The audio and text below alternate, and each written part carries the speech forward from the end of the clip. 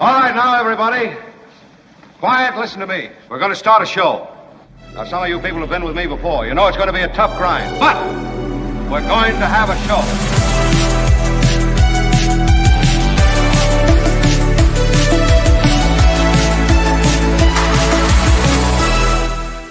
Oh, my goodness. We're live. Sanctified, my friends. You better believe it. I got an interesting email I'll share with you. I'll get your opinion on something, Kim. I've got and Tony and everybody. It's an interesting email. I kind of gave it the green light, but I think you'll agree that it was a smart thing to do to give it the green light. But anyway, I'll ask you about that in a second. I don't mean to get off on that right this instant. Kim, but how are you? I did want to acknowledge Kim is here. Albert, thank you. No, Albert is not here. Tony is here. Tony. In fact, one and the same, whatever. Tony riding herd over everything. You know, Kim, tomorrow it's just you and me. There is no Albert and there is no Tony. How is that possible? Tony has well, there's one no of his Albert 50 tomorrow. jobs. Oh, it would be an Albert day. That's right. And then Tony's not available. So, what up, Linda? And what up, Susan? And all of you. Mark, good color on you. Thank you for saying something flattering. I find most of the people who step up in the communication area are just looking to say something disparaging about the host. Linda, I blame Tony. Linda, you're the Linda that I was talking about. Linda Gunkel. Afternoon. Good afternoon in the East. Good morning in the West. We're on. Yeah, baby. Sanctified but not sanitized. I'll take it. Not Leviticus 6. It is a great pleasure to be with you. Tuesdays are special as David Cay Johnston rolls through in hour 2. Yeah, he's pretty terrific. And we'll talk about Ghislaine Maxwell, the changing nature of the landscape around her, the Epstein cover-up, the changing nature of what clearly is a serious cover-up underway.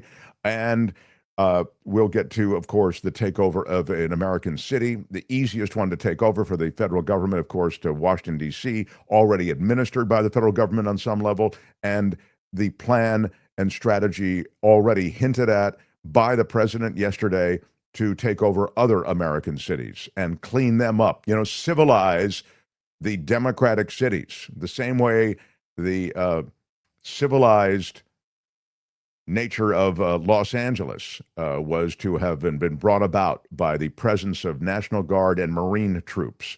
There, at least you had protests of some kind, and there looked to be some kind of threat to federal buildings. And after all, the National Guard can only really be charged with protecting those federal buildings, right? And the same is true of the Marines, even more so in the case of the Marines. But point being, here you have this weird area where Trump makes these declarations and talks about a city run amok. It was very Trump first campaign rhetoric stuff from Trump yesterday at the press conference. Of course, he was all over the road with everything and totally made up statistics for the most part. However, the idea somehow that, Washington, D.C. is this cauldron of violence and depravity, and I'm here to civilize you. That was and is very much a Trump rhetoric talking point, okay? Rhetorical talking point. And so you end up with other cities like Chicago, Los Angeles, San Francisco, Detroit. These are all cities that could be subjected to the same, and you can fill in any blank for any city. Mm-hmm. But the idea somehow that you could paint a picture of, again, this city that is foundering as it's trying to make its way through all of this nastiness every day, that, again, is a picture of America that Donald Trump painted, you'll remember, as he ramped up to winning his first term when he beat Hillary Clinton. That was it. Everything's awful. I'm here to change it and to clean it up. So we'll get into some of the specifics and how ridiculous it is, but it's also alarming, of course. It's immensely alarming and concerning. And well, they're freaking out in Chicago because yesterday Trump singled out Chicago and said, we might send the National Guard there next. Sure. I mean, Chicago's a perfect place to pursue this same dance. Now, The dance is performative, right? We all understand that. This is theater. This is a show. It's all a show. Now, there are aspects of it. It's underpinned by some really dangerous, scary stuff. And that is, of course, the authoritarianism that is growing and the despotism that is clearly being enabled by the GOP just checking out, letting this guy do whatever he wants. So under flimsy invocation of some law, he's able to do this or that. He's able to, in the case of Washington, D.C., take over the city for 30 days. He'll find another flimsy rationale legally, maybe not even a defensible rationale, but he'll do it. And then, we've talked about this before on the show. This is the Trump way. He does it, and then you can sue about it. But by the time the lawsuit gets done, I've already done it. If I'm Donald Trump, I'm going, hey, I don't care.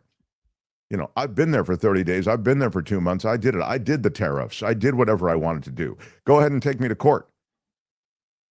By the time the court case rolls around, I made my point. He's very gangster in the way he runs everything. It's very mob bossy. And he has, as his hench people around him, some pretty nasty characters who are, ready to bust heads on his behalf. And you've got Kash Patel, Pam Bondi, you saw him, Hegseth. These are all true believers, and they know the dance too. They are fully on board, especially if it's just performative. And it is. You heard Pam Bondi, we're going to stop crime in D.C. It stops today. We're on it. She said these words just like that, forcefully. And that's exactly what Trump wants.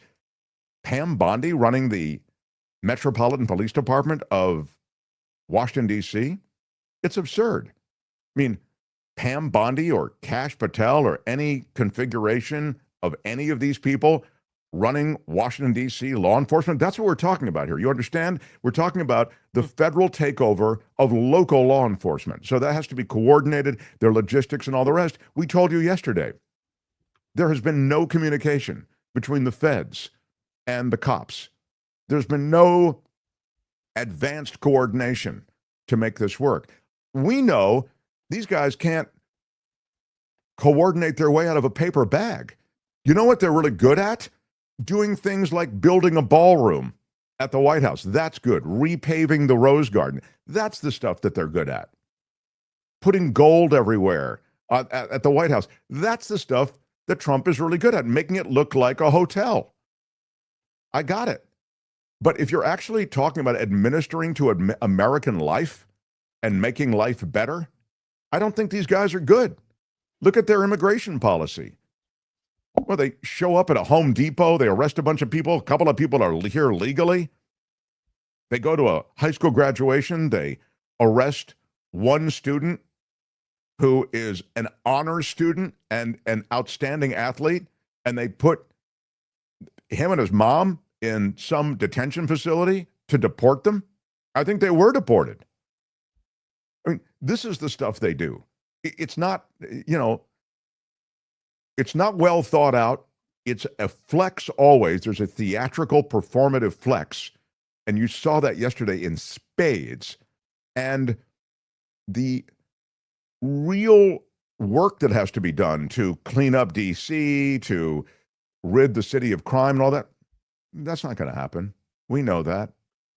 But will there be pictures of, Dr. Phil there with the National Guard down there in Washington, D.C., showing everyone how they're clearing the streets of some of the vermin that have taken over Washington?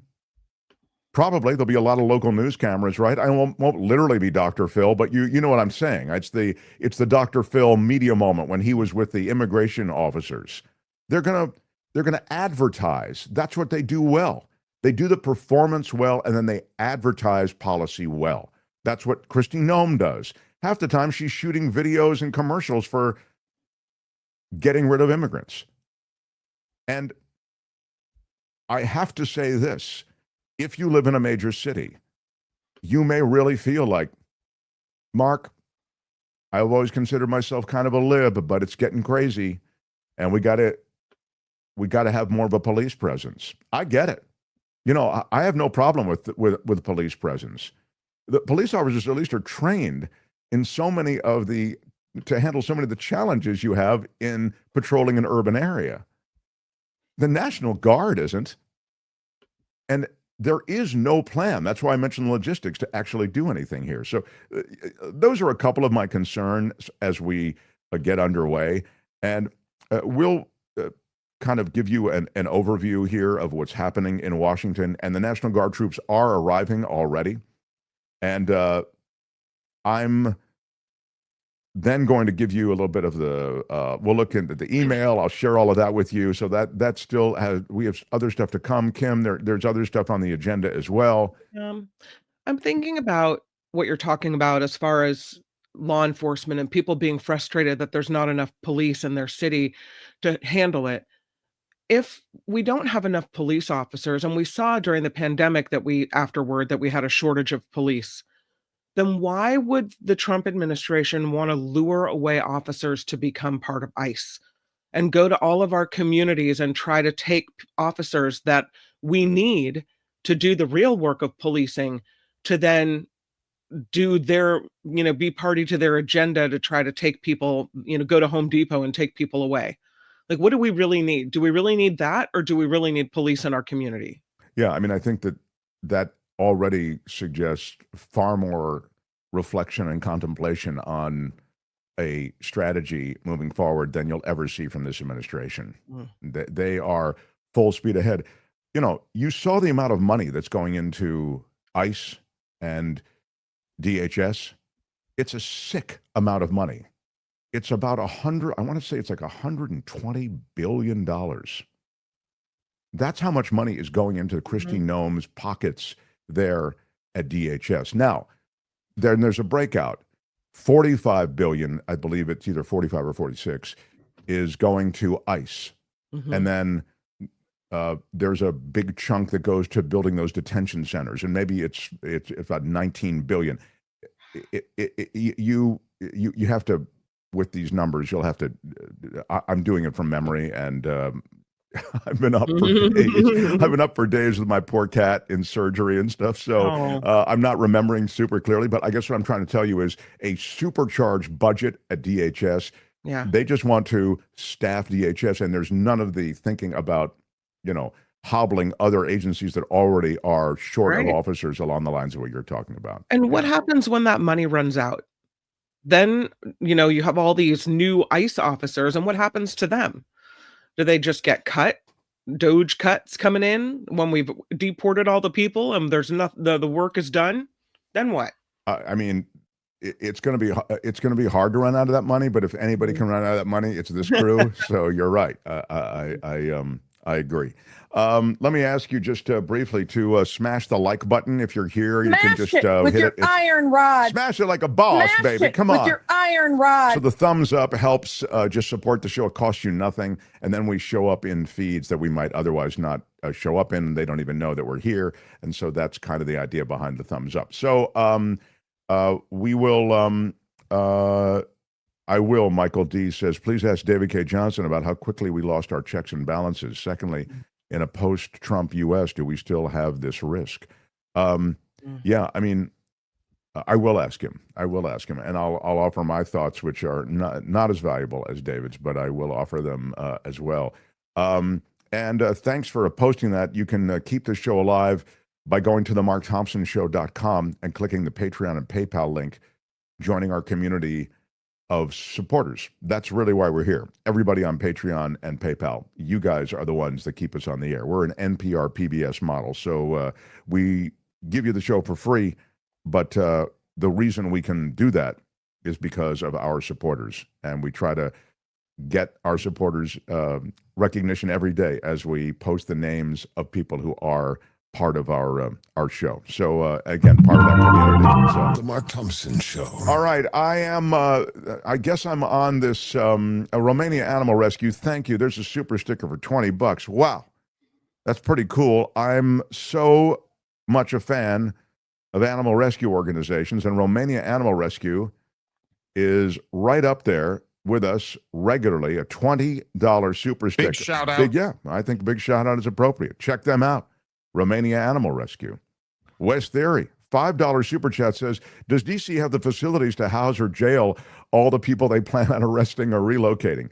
Again, that you really are thinking like someone who is trying to organizationally apply a logistical strategy to something that is underpinned by none of that. This is performative. It's theater. It's get these 800 National Guardsmen on the streets and tell everybody how you're cleaning up DC, make a couple of high-profile arrests, and then tell everybody at the end of 30 days, look how I've cleaned up DC. It's a bigger job than even I would have imagined. Many are saying it couldn't have been done at all, but look, we did a lot in 30 days, and that's why I want Congress to extend my control over Washington, D.C., which Congress can do to beyond that 30-day period. So when you talk about, is there room to house? Look what they did when they brought the Marines to Los Angeles. There was no place to put them, and they didn't even know how to feed them. It was horrible. Plus, these guys had nothing to do. They sat around. They were bored. The National Guard and the Marines and the military is increasingly under this administration used as props. They are theatrical props. That's what I am insanely offended by.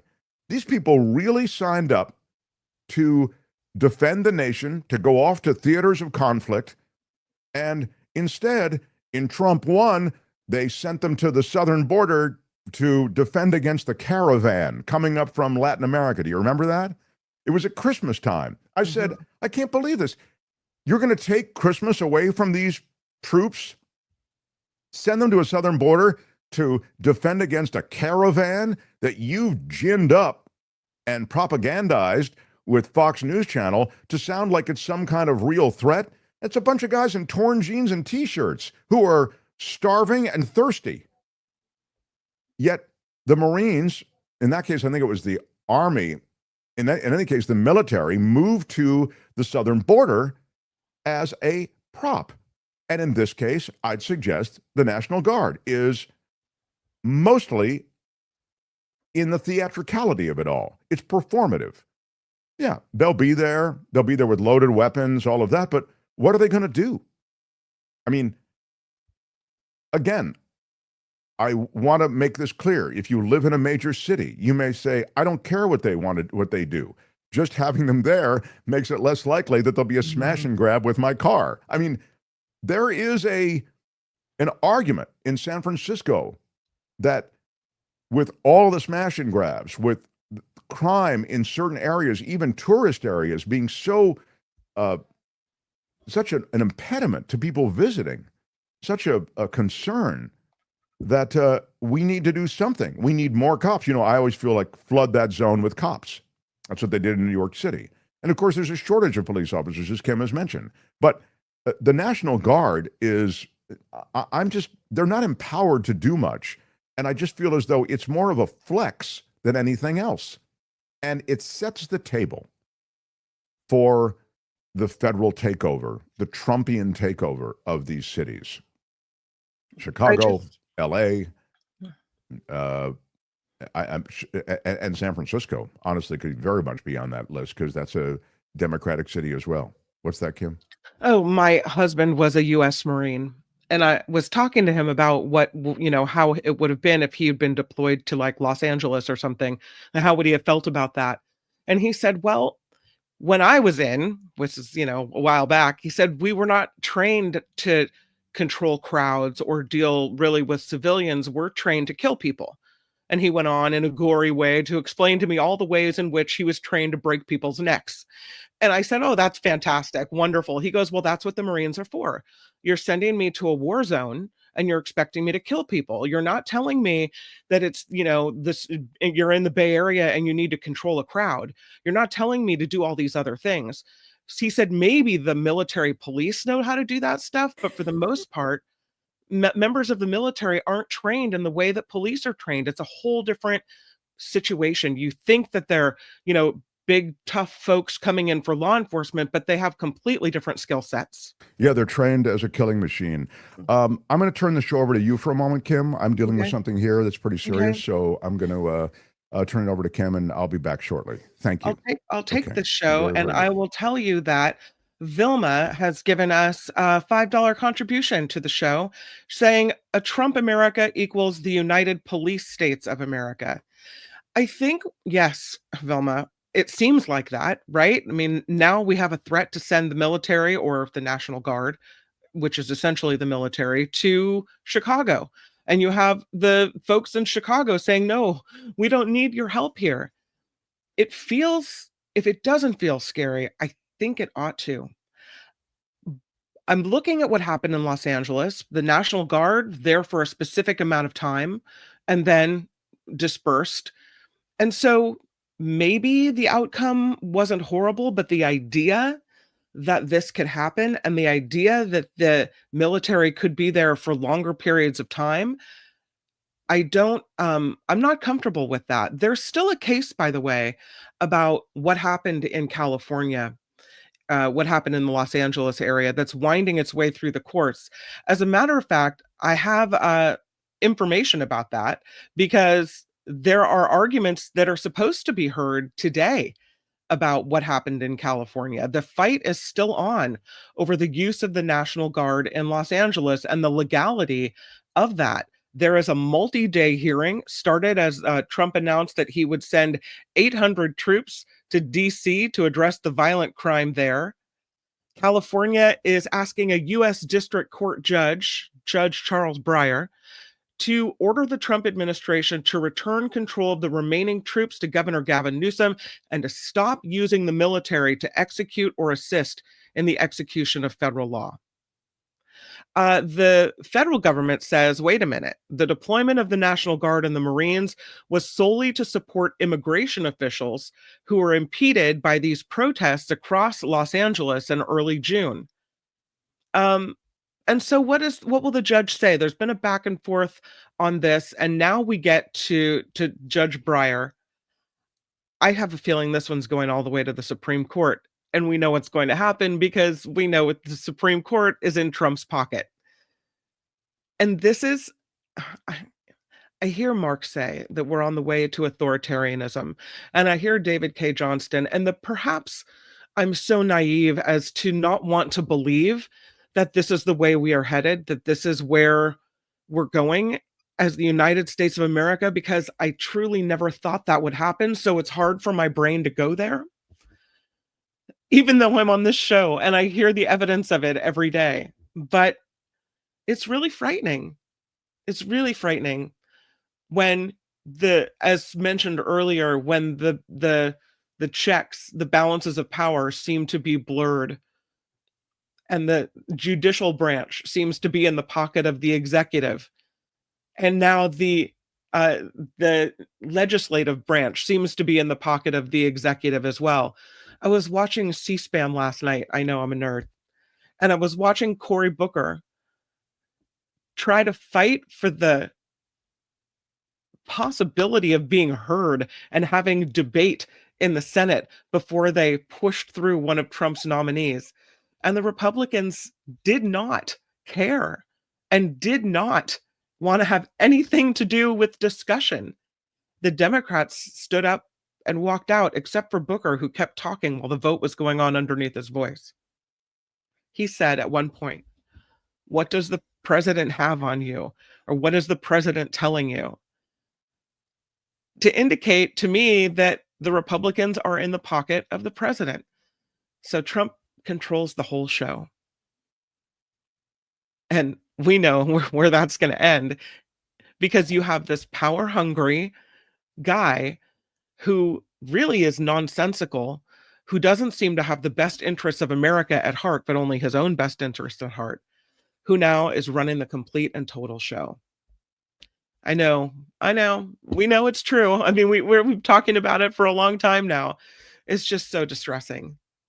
Can we talk about, as we move forward and get ready for David Cay Johnston, I just wanted to talk about this petty story. It's at the very top, Tony. And I saw this popped up on People magazine, of all places, that Donald Trump is moving Barack Obama's White House portrait to a hidden stairwell. And this supposedly is breach of protocol. You're supposed to have the most recent portrait of a president done hanging in a place that's very visible. Well, I guess Trump doesn't like looking at Barack Obama.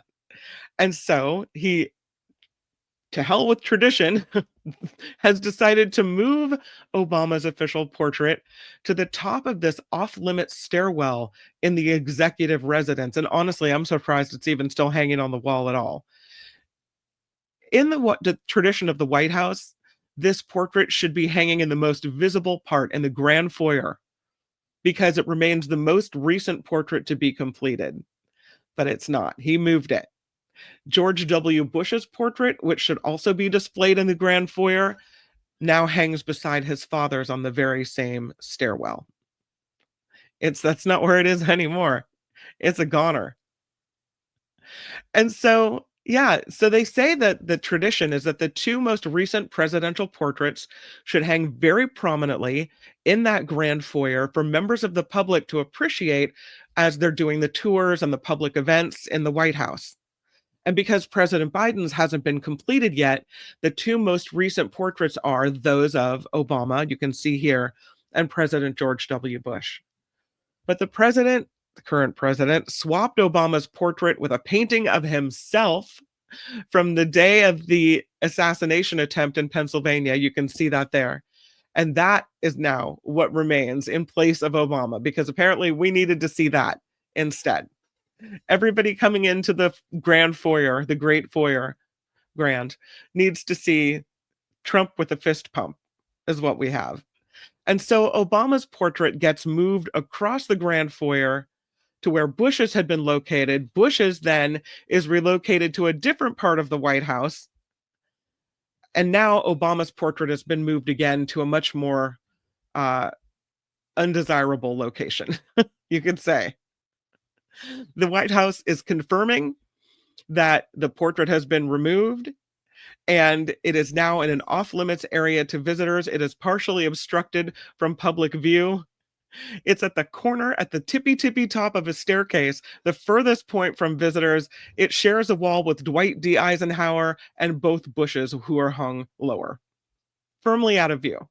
So, of course, as is often the case, President Obama's spokespeople are not commenting on this change, and they don't have much to say. They're like, it's par for the course with this president. What are we going to do?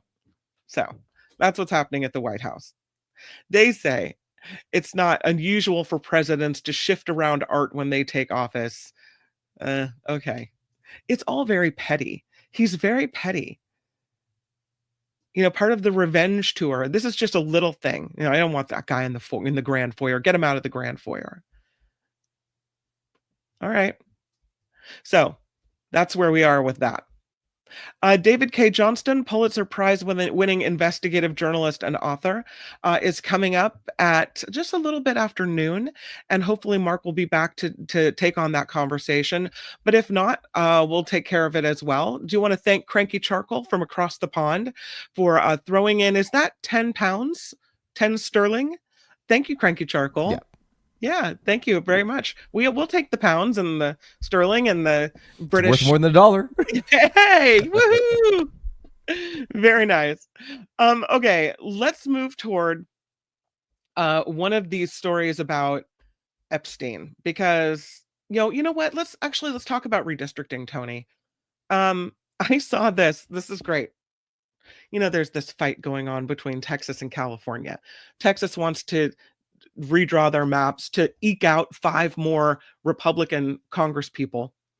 And California is threatening to redraw the maps here to fight that and say, you want 5, we'll redraw our maps and we'll see you 5, right?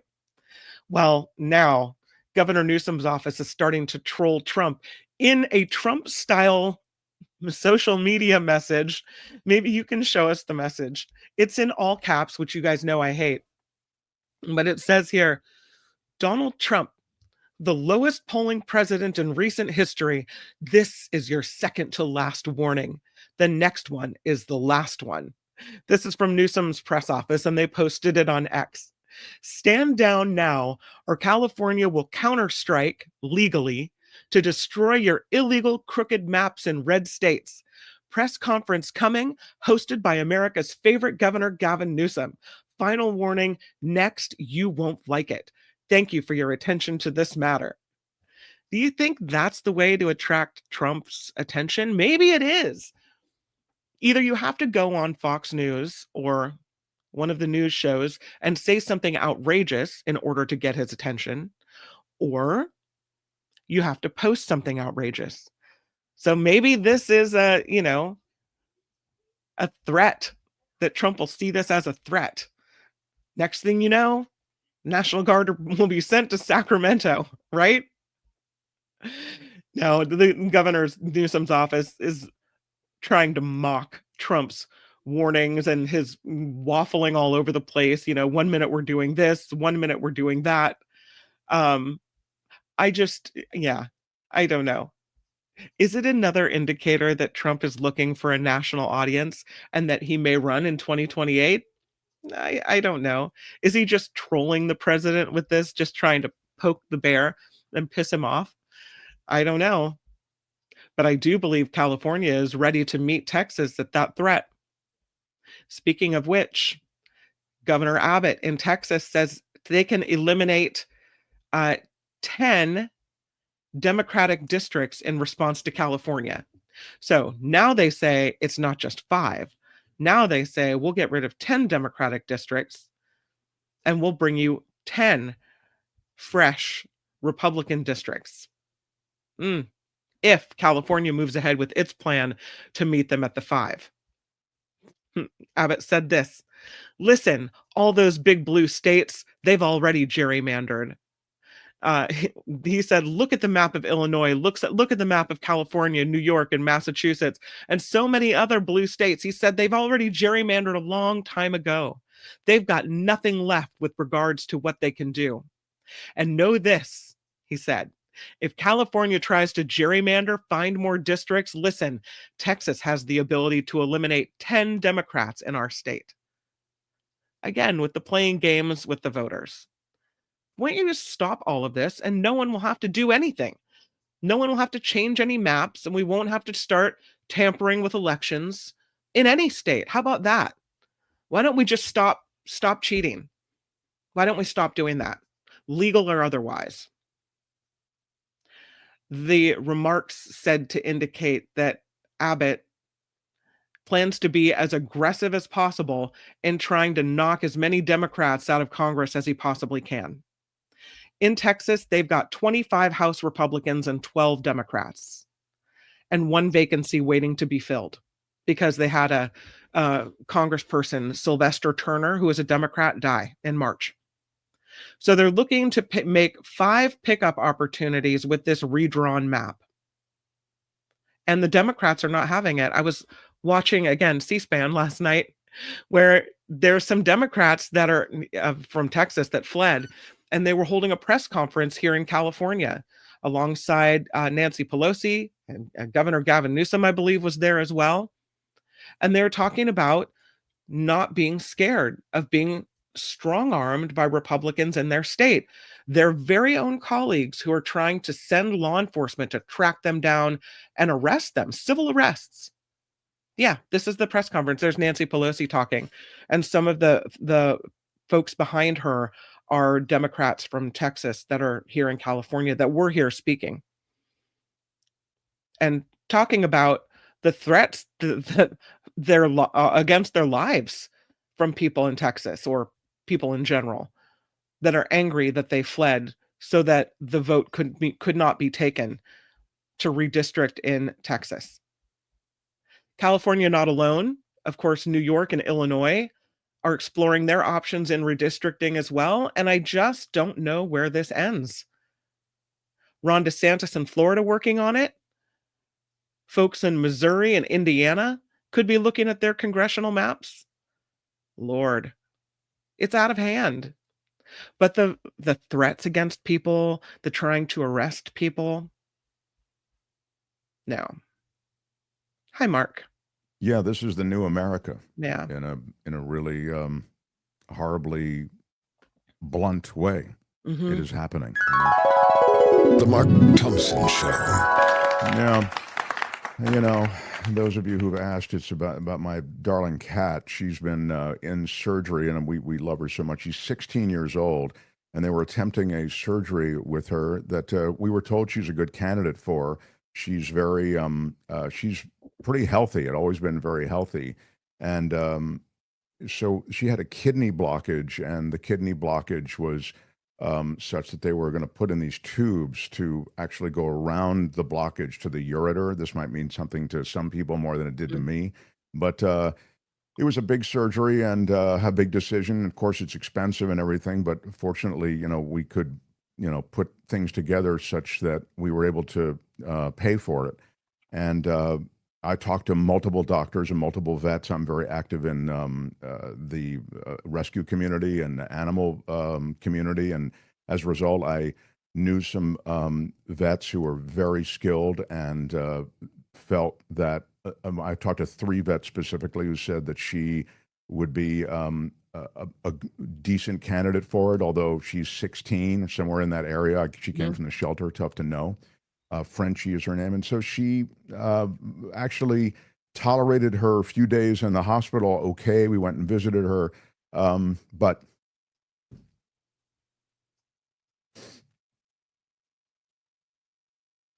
hard. Yeah. Is she okay? Is she going to make it? So just got a call. That's why I was, Yeah. poor Courtney's in tears. Oh. And the surgeon who had called us before the show and said everything was fine, called us and said, we lost her. And then this is after the surgery. She had the surgery yesterday.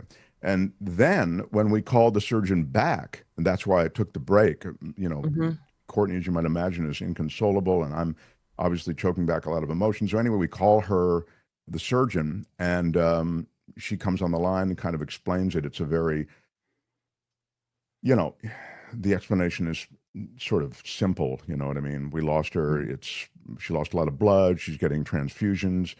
I had signed a thing saying if you lose her, should we bring her back type thing. We'll talk about veterinary medicine another time, but it's another $250 if you want us to do CPR on her. Literally, that was on the form, which is fine. So we did. I mean, that's not the point. I guess I'm just trying to say I checked it off, and I just wanted to make a note that veterinary medicine is I think it's a game of a brutal game of who can afford what, and it's all very expensive. But anyway, in the conversation with the surgeon, the second call, the first call was that we'd lost her. Second call just now is that we got her back, but we're not sure what is going to happen, and we need your okay for blood transfusions. Oh God. Which I'm sure is money, but it's fine. I mean, we've come this far. It's an immense amount of money. And but you're either going to do it or you're not. I mean, if you're going to come this far, you got to go all the way. So Sure. I'm not going to go, I'm sorry, blood transfusions are just too far. No, please do what you can. And so we are. And so I come back and, we lost her and she's come back.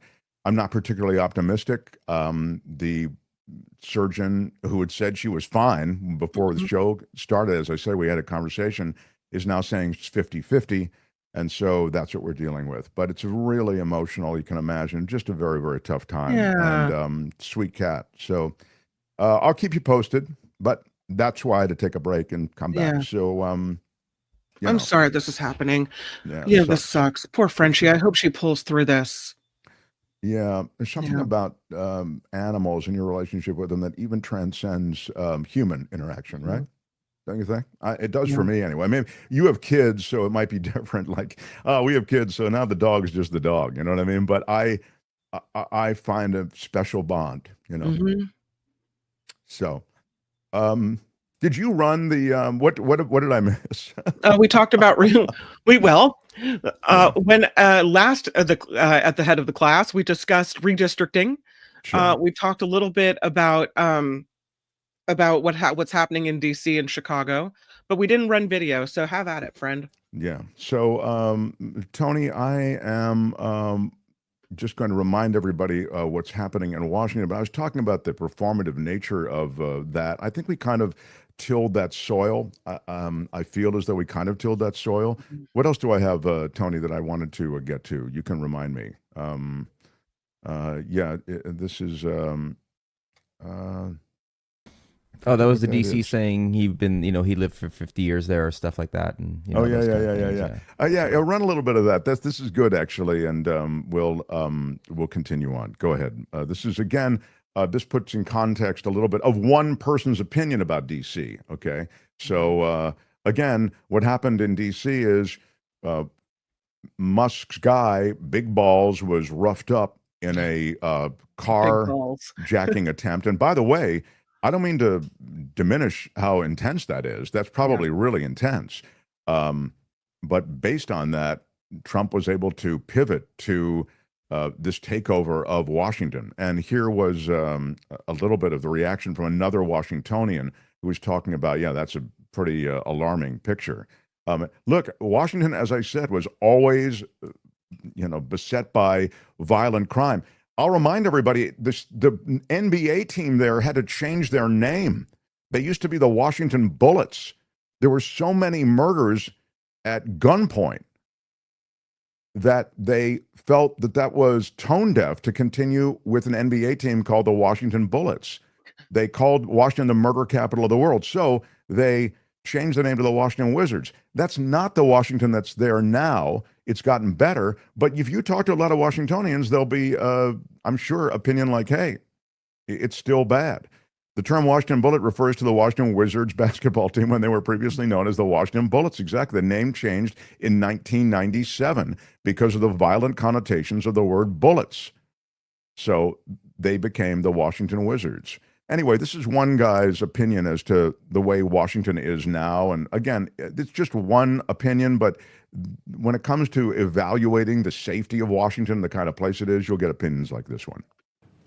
I mean, Anna, I have lived in the Washington metropolitan area for my entire life, almost 50 years now. I've lived in the city for 20 years.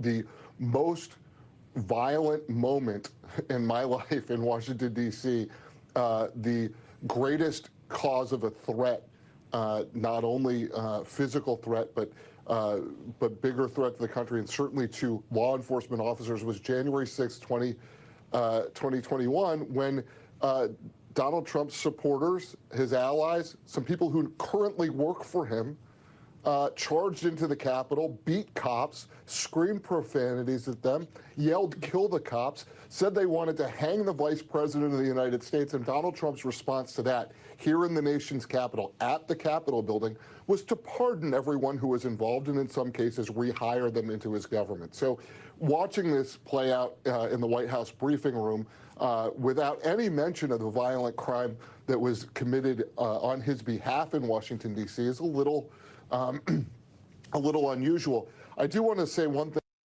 I think I can understand why he didn't mention the violent crime committed on his behalf. With all due respect, that's just sort of like inappropriate. But, of course, there's a huge blind spot for anything along the lines of what he's talking about. I mean, he's talking about what is the apex moment of violence in Washington, when thousands took over the Capitol and Donald Trump couldn't find the phone number for the National Guard, couldn't find the phone number for any protective forces to come in and try to push back those demonstrators and violent coosters. They were really attempting a coup.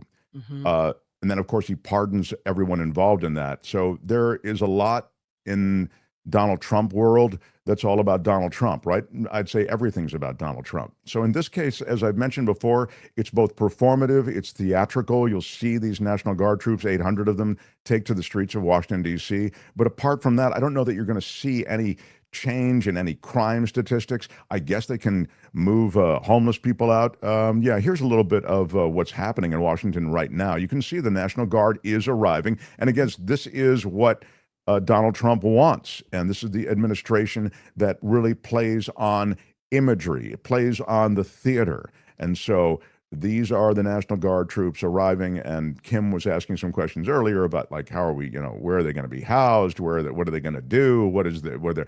These are things that really probably haven't been thought through. I mean, you've got Pam Bondi in charge of the Metropolitan Police Department. This has no kind of logistical underpinning. There are no blueprints in place. I can say this because we know the Washington, D.C. Police Department hadn't been contacted by the Trump administration in any way. No public official contacted to work out ahead of time what this might look like. So the idea that she's going to take over the police department with some sort of, I don't know, I get it. She's got a mandate, but she doesn't have a strategy. It's all feeling like theater. And so even yesterday's photo op was just that. Pete Hegseth, Kash Patel, we're going to play the hits. Democratic cities, they don't know how to run them. I'm going to come in. I'm going to clean them up. And were there a plan, we at least we could evaluate that. This isn't that. It is just, it's performance. And again, these National Guard men and women who serve nobly, they are being used as props. And that's offensive, And just like in Los Angeles, when Governor Gavin Newsom said, we don't need help, and Los Angeles Mayor Karen Bass said, we don't need help. The mayor of Washington, D.C., Muriel Bowser, is saying violent crime in the district decreased by 26% over the last year. That according to Metropolitan Police Department stats, though crime overall, they said, has only gone down by 7% during that same period. They said the city was able to reverse a crime spike that happened in 2023. This year, Bowser said crime isn't just down from 2023, it's also down from 2019 before the pandemic, and we're at a 30-year violent crime low. But she said, we're not satisfied. We haven't taken our foot off the gas. We continue to look for ways to make our city safer. But if you're talking about crime in D.C. being at its worst, the officials in Washington, D.C. say, no, it isn't at its worst, as a matter of fact. Not at all. It's also, it's worth noting, L.A. and D.C., both women mayors.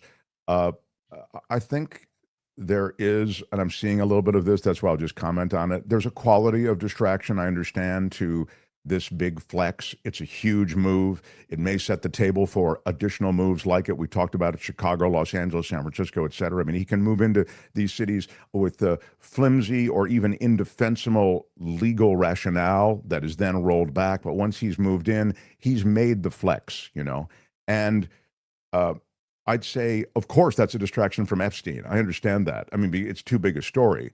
But I don't know if it's the reason for the action.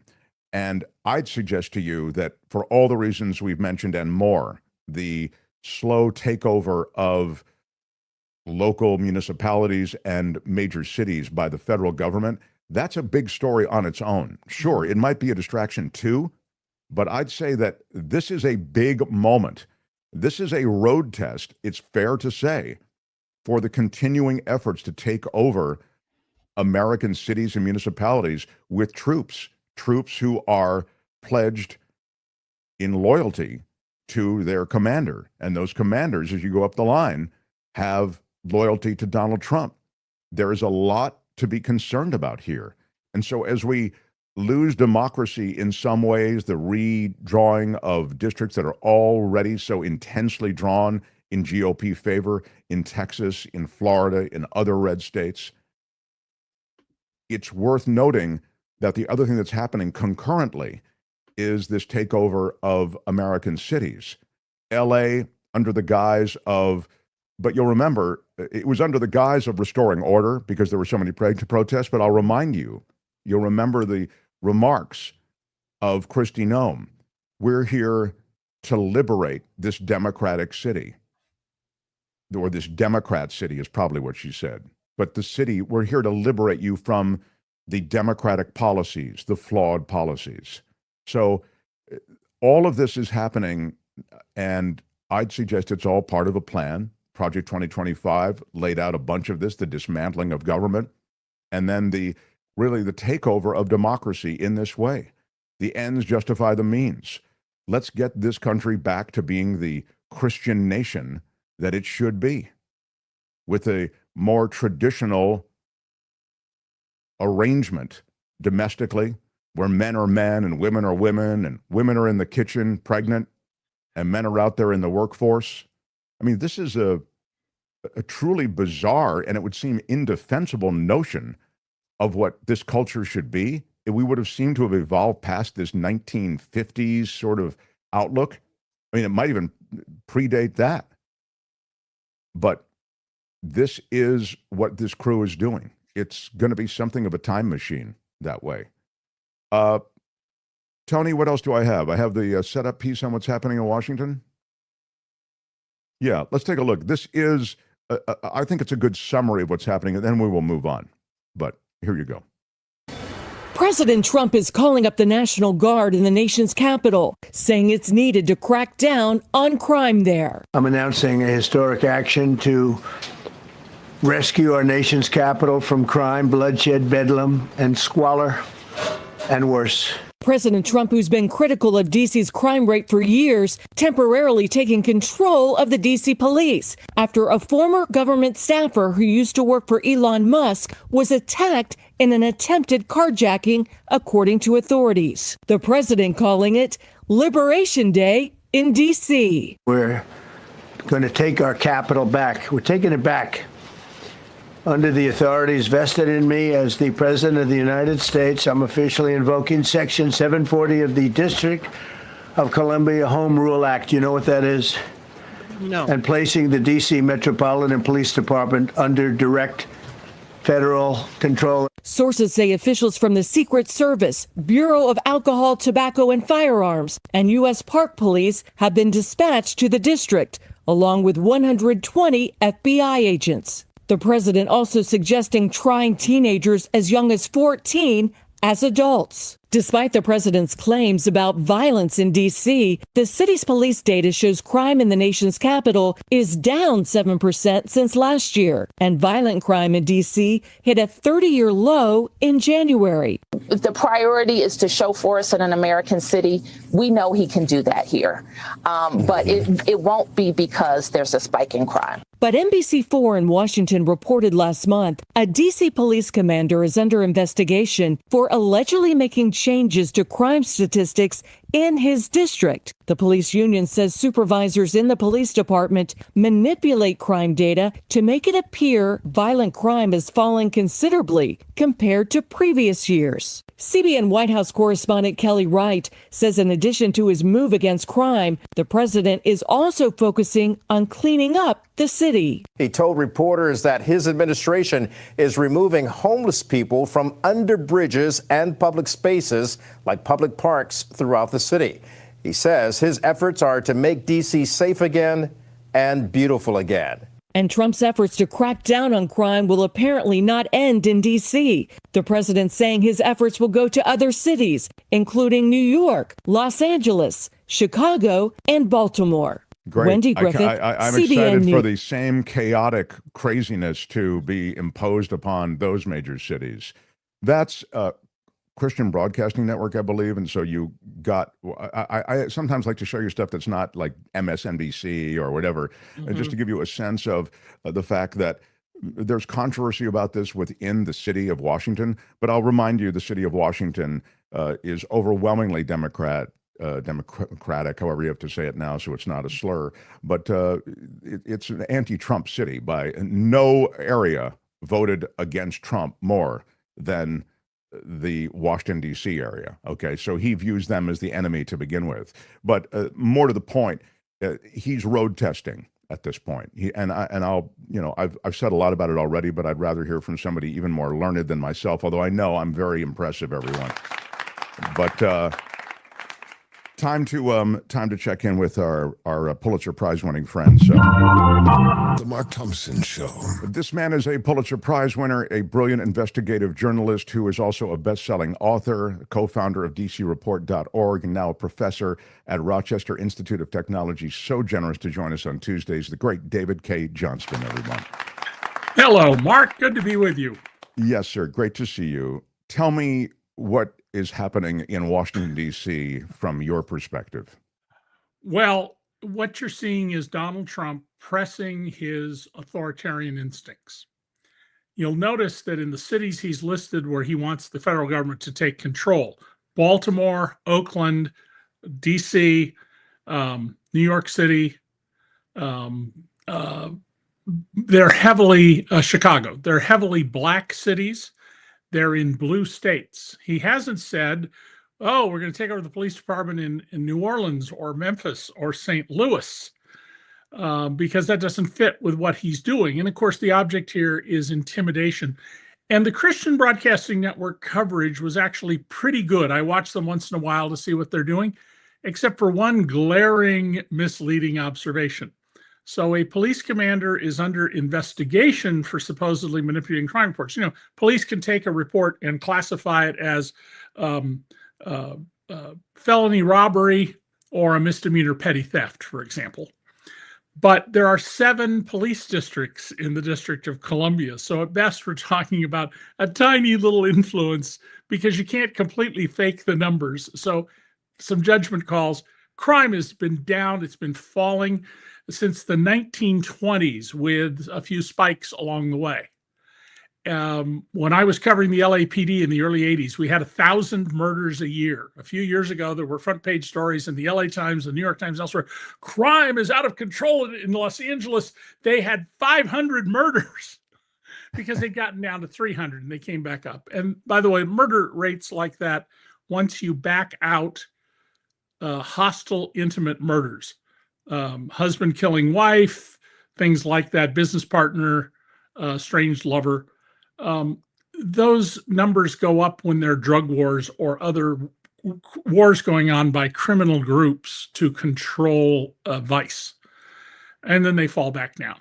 So there is no emergency whatsoever. But this is also, Mark, this is part of a piece. Trump has just announced that he's having his administration review every exhibit at all the Smithsonian museums to make sure they're consistent with his policies, which really means his appalling ignorance and racism. And so you're not going to see the exhibit mentioning he was twice impeached go back up anytime soon. It also just came out that he has given Ghislaine Maxwell, who should be in a maximum security prison under Bureau of Prisons policy in the Justice Department, work release. So basically, she's going to have the sweetheart deal where all she has to do is come back to the prison to sleep at night. She's getting the deal that her boyfriend boss had. You know, absolutely the same deal, and all of this is of a piece. Donald Trump, as I've said before, and you're going to hear me keep saying, we should be calling Dictator Donald. He is our dictator. He hasn't fully consolidated power. We can still remove him. We can still change our government, but the opportunity to do so is less certain than it was, even last week. Yeah, I mean, his authoritarian flex is on in a big way, as you've said. And Washington is just the beginning. I mean, it's beyond that, as you suggested, with the try-cleaning of these references at the Smithsonian Museum, with the taking on of academic institutions from Harvard to the rest of the Ivy Leagues, Columbia, et cetera, to taking on media giants, ABC, Paramount, CBS. I mean, he's not messing around. And these are all, I mean, almost like you could just check them off, couldn't you, David? This is all just pure despotic textbook. And he's also completely flouting the emoluments clause. David Kirkpatrick, whom I worked with at the New York Times, has a fabulous piece in the New Yorker this week on, well, just how wealthy is Donald Trump? What do we now know? Now, in April 1990, I broke the story that Trump wasn't a billionaire, and his own personal net worth statement he'd prepared in some litigation showed he wasn't worth anything near what he claimed. He called me a liar for 4 months, and then he had to put in the public record his banker's estimate. And the lead we ran in the Philadelphia Inquirer, stripped across the top of the front page, was, "You are probably worth more than Donald Trump," because he had a negative net worth of $300 and some million in the hole. I believe Donald is a multi-billionaire now because of the meme coin, the cryptocurrency. I would attribute to him the value of the $400 million jet, which by the time we fix it up is going to be $1.5 billion 747 that's supposed to go to his presidential library, which means to him, assuming he leaves office. And the fact that he's planning to build a ballroom 3 times the size of the White House in square footage, does not suggest to me he's going to leave. And of course, I warned people in 2011, if Donald ever gets the White House, he'll never leave peacefully. And sometime in the last year, he was asked, well, have you ever made a mistake in your life? He says, one, I never should have left the White House. I don't see a prospect of him leaving. Now, maybe Peter Thiel and his agent, J.D. Vance, and others will at some point find it in their interest and have the moxie among the cabinet to remove Trump. But Donald is doing everything. It's like reading Timothy Snyder or Sarah Kendzior's books or those of others. This is how you impose authoritarian change.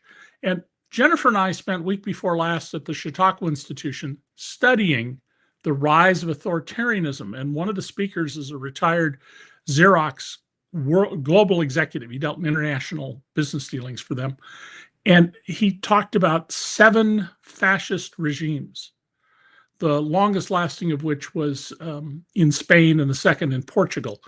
But he pointed out that they all fail because the fascist leader is himself incompetent and crazy.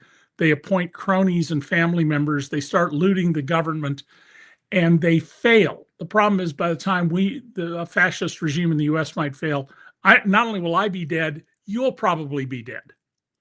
It's a long time. It takes a while. Yeah. Yeah. But of course, I completely agree with you, and on the notion that the Trump will never leave office. And when I say Trump, I mean Trump / GOP, as you suggested, Peter Thiel installed J.D. Vance, whatever it might be. Trump and company. Trump and company. And so if we understand that, David, I guess let me anticipate what I think we're going to hear on this channel and others.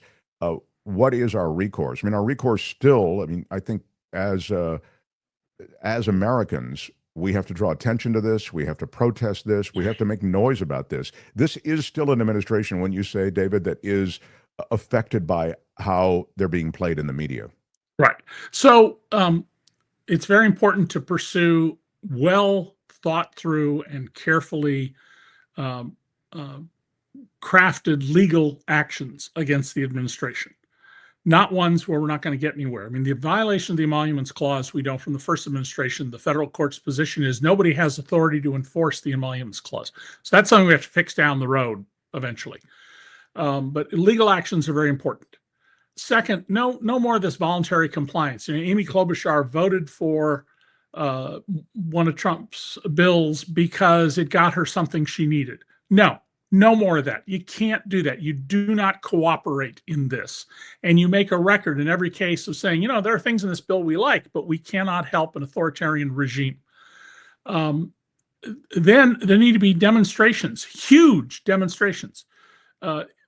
We need to have a minimum, and I emphasize that minimum, of 15 million people in the streets the next time around.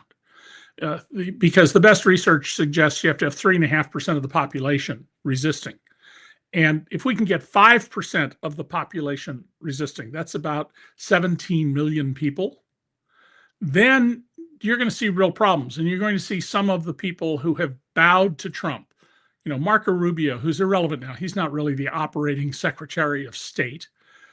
He's window dressing, who's been compromised. And others to, develop some backbone and begin to push back.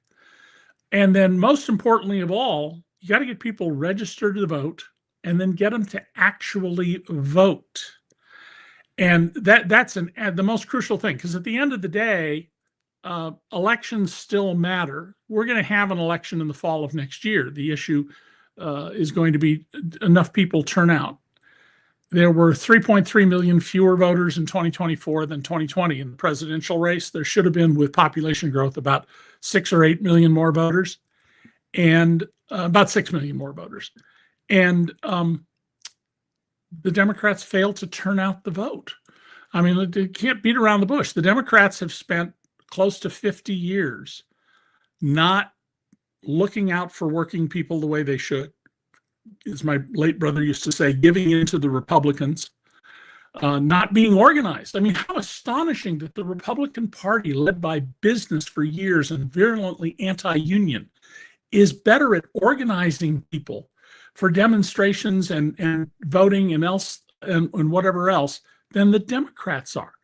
Well, just on that point, I mean, that Donald Trump would stage a union protest. Remember when Biden actually went with the union workers in Detroit? Yes. I mean, he's there online with the protesters. Right. These are actual union people. Instead of Trump, he staged a protest, or he staged a photo op, is what I should say, with a bunch of guys who were non-union, and right.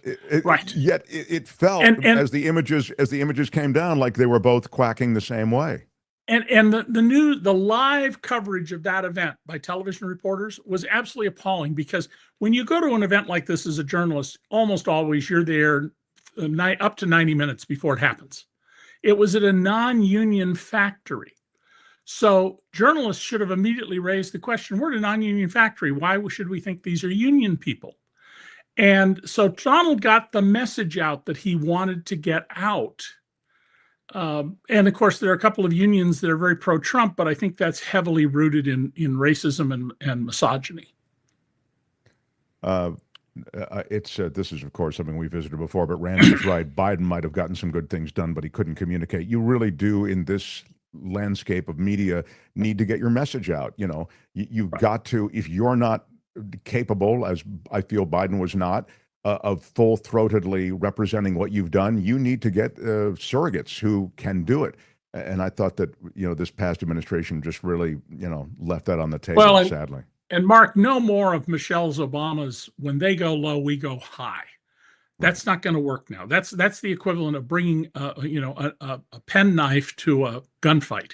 I mean, it's just not your mom says to you, when you come in and go, so it felt like an elementary school lesson that I was being taught, and I understand it. I mean, we want to say, hey, we don't want to lose ourselves in the mud, but sadly, it's a mudslinging contest. And I wonder on the Epstein thing, if this, I was saying before, David, that, I get that there are people saying that, oh, this DC thing, it's just a distraction from Epstein. I mean, I understand that it is a distraction on one level, but it's a huge authoritarian flex. It's a legit story. It has the additional effect of being distracting from Epstein. But I'm wondering if that stench from Epstein can still get into the zeitgeist.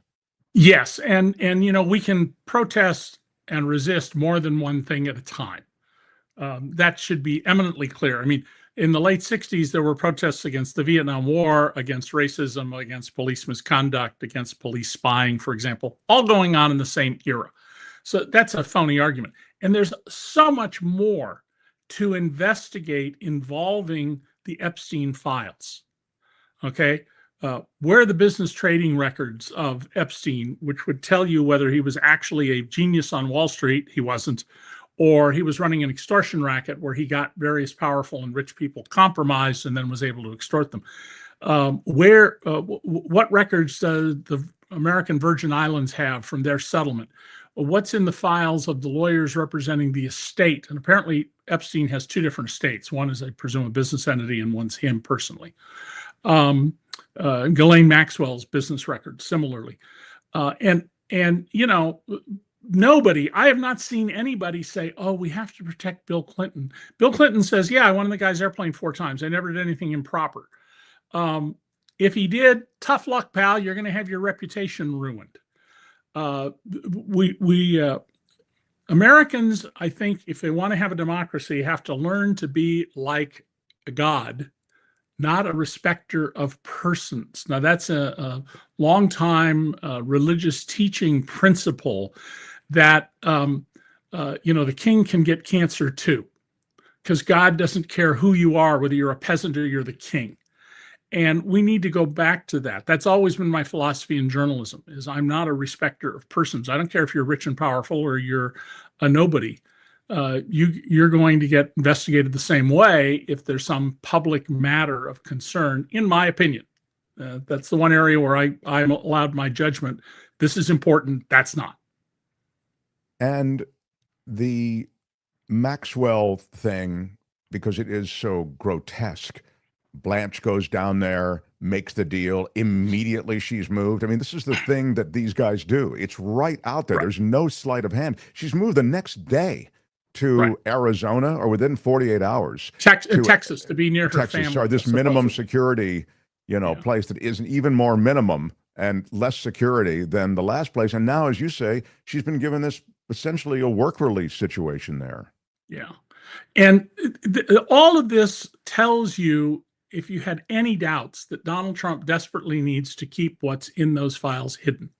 And she's got leverage. She doesn't have enough leverage yet to get a pardon, but she's got leverage. And clearly the understood arrangement between Todd Blanche, now number 2 at the Justice Department, who was Trump's lawyer in his criminal case in New York City, and I'm sorry I've forgotten his name, Ghislaine Maxwell's lawyer, they're friends. They used to have a program together. So you're keeping this within the crony family of what's going on here. And even if we get the transcripts or the videos of the meetings, this is all going to be done in code in a way that you or I and trial lawyers, they'll get it. But the vast majority of Americans, whose political depth is merely, I like Trump, they will never understand how utterly corrupt these two meetings were between Maxwell and Todd Blanche. Yeah, and as Cousin Erie says, pardoned in January 2029. The pardon fix is probably in as well, although you can't get away with it, as you said, David, now. I want to ask you about the meeting between Putin and the Americans in Alaska. To me, Putin has already achieved something of a victory because he is the key player at the meeting and Zelensky isn't even invited. And it's on American soil. I mean, it legitimizes Putin in ways that he wasn't legitimized under the prior administration.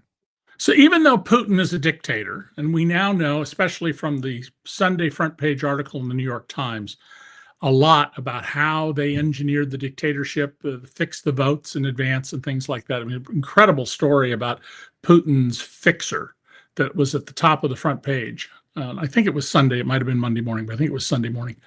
For Putin, he still needs to have broad public support because, his policy in the year from February of 24 to February 25 killed 400,000 Russians to gain 0.5% of Ukrainian territory. And it's probably the most expensive butcher bill in the history of warfare. And he needs some victories. Well, Trump gave him one. We're going to meet on American soil, and we're only going to meet with you.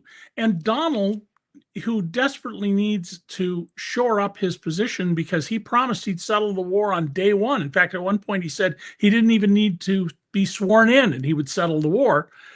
Don't be shocked if he comes out of this meeting and basically says, well, Putin's won the war. We're going to let him have what he wants because we got to stop the bloodshed. We got to stop the killing. And Zelensky has to accept we're going to stop the killing. Putin is won already, and I'm sure when they come out with the official announcements, he's going to win more because Donald doesn't know what he's doing here, and he's up against a trained KGB colonel. Yeah. I mean, Trump plays the announcement. He plays the photo op.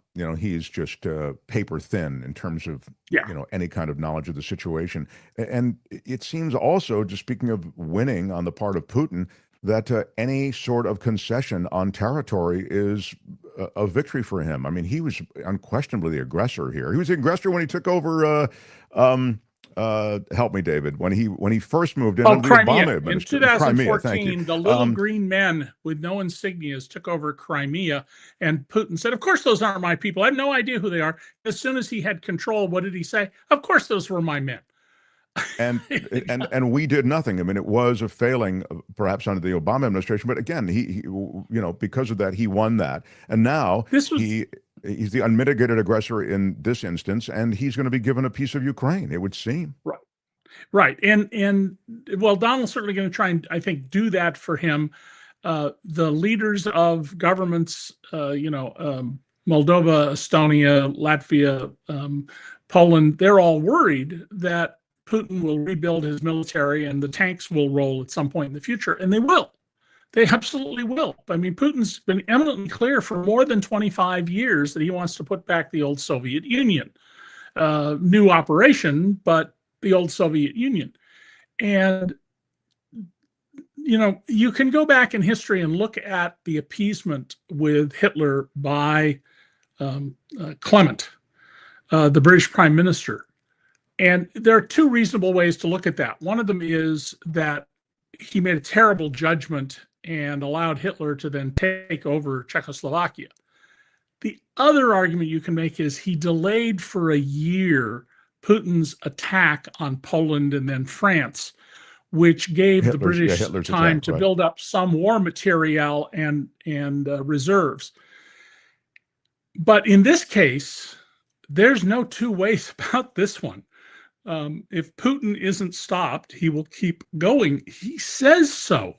State television says so in Russia. So there's no other side to this. You either stop him or you don't. And by the way, the reason I think Obama, who made a terrible mistake in 2014, wasn't more serious, if you go back and read the news accounts, the Republicans in Congress were going to go crazy if Obama did anything serious to protect Crimea. The Republicans who, you know, for my whole lifetime were anti-Kremlin suddenly turned out to be the fraidy cat Republicans who didn't want to get into it with the Kremlin even by proxy. And then Biden made a terrible mistake when we knew in the fall of 21 that Russia was going to invade. The Biden White House released all this intelligence material to show that, because they don't have encrypted communications, so we get to listen to everything they're doing. And he should have not taken his incremental approach as someone who's a diplomat at heart. He should have said, there's a line in the sand. You cross that, we're going to supply, starting today before you invade, every possible weapon the Ukrainians need, all the training they need, and don't do it, Buster, or you're going to get clobbered. That was a terrible mistake by Joe Biden. Yeah, it's interesting. When you put it in that framework, I guess we were basically supplying him with defensive weapons, and there were some pretty strong strictures on that. Yeah. You couldn't fire missiles more than a certain number of miles. Exactly. Yeah. You were to agree not to take out certain kinds of military facilities instead of saying the gloves are off. And understand that if I have a bias here, you know, I wish we would get Beyond War. That was the name of an organization 40 years ago, Beyond War. But I accept the reality that there are something like 65 or 67 wars underway right now around the country, around the world, military conflicts with active shooting. And as long as that exists, then you have to live with that awful reality. Donald doesn't know, you know, he always talks like he's a tough guy, but where's he gotten really tough? You know, nowhere, not one bit. And you notice the sanctions we've imposed all over the world, I don't know, even on an island that's only occupied by animals, where are the sanctions on the Kremlin? Yeah. There's a lot of chatter, but you're right. The sanctions non-existent. The Jane O says, I wonder if Ukraine talk is a cover for something else that Putin and Trump want to talk about. You know, you always wonder that, David, when he tears up the notes from the translator and, you know, after each. One of the things I'll be watching for is who was in the room with Putin. If Trump went in the room by himself, that's just further evidence that from the point of view of Putin and his gang, Donald Trump is an asset. You can argue he's an agent, but it is indisputable that the Russians view Donald Trump as an asset. And if meaning he's got they can use him. Right. If it's a whole, right, exactly right. If there's a whole phalanx, as there should be, of people with him, advisors. And the reason when you see the images of a U.S. president sitting down with dictator Xi, for example, in China, and there's a long table with 20 people on each side, it's because there's a whole bunch of people in the room who are there who will pick up on a verb tense and understand that has some deep, significant meaning, because in diplomacy, competent diplomacy, not Donald Trump diplomacy, people send signals through very subtle means, and there's a dance that goes on, and you need to slip a piece of paper to the right other person at the table to direct the conversation and know when to say we need a break. And Donald has none of that. I think I've mentioned on your show before, I've negotiated with Donald many times in the past. Every single time I got what I wanted and more, because all you have to do is butter him up, put up with his nonsense, and you get what you want. This is interesting. I mean, the answer is no, I think. But Michael D says, Mark, with the ICC warrant, is there any risk Putin will be arrested in Alaska? I would think not. Not in the U.S. If the meeting was in Canada or the Netherlands or somewhere else, yeah, it could be like Pinochet getting arrested in Spain. But no, not That's in why Alaska. they wanted to have it, you know, in a place where he knew that there was no risk of that. David, so grateful for your input. Thank you. A lot going on. I feel like we got to most of it. But boy, yeah, next week's going to be really interesting because of the developments here with the takeover in Washington, the threatened takeover in other cities to intimidate people, and whatever happens in that meeting in Alaska. It's going to be real interesting next Tuesday. Exactly. Look forward to it. David Cay Johnston. Thanks, David. Right on. Right on. The Mark Thompson Show. I know it. I know it. Thank you for being here. Thanks for all the love and questions. We'll get to a few. Let me just quickly. Why didn't we get? This was the other question from Michael D., and I didn't get it to David Cay Johnston. Please ask David about how quickly we lost our checks and balances. And in a post-Trump U.S., do we still have this risk? How could we not get on? I legitimately pointed it out. I put it to the side. And then nobody reminded me. You know, I'm trying to have a conversation. I can't remember everything. I blame you. All right. Maybe it is my fault. I don't know. But I'm just saying it was pretty extraordinary that we forgot. We could try ignoring it, sir. We're going to have to. This is from Vilma, who is an OG of this show. A Trump America equals the United Police States of America. Increasingly, that's so true. Thank you for the $5 super chat, Vilma. You are right.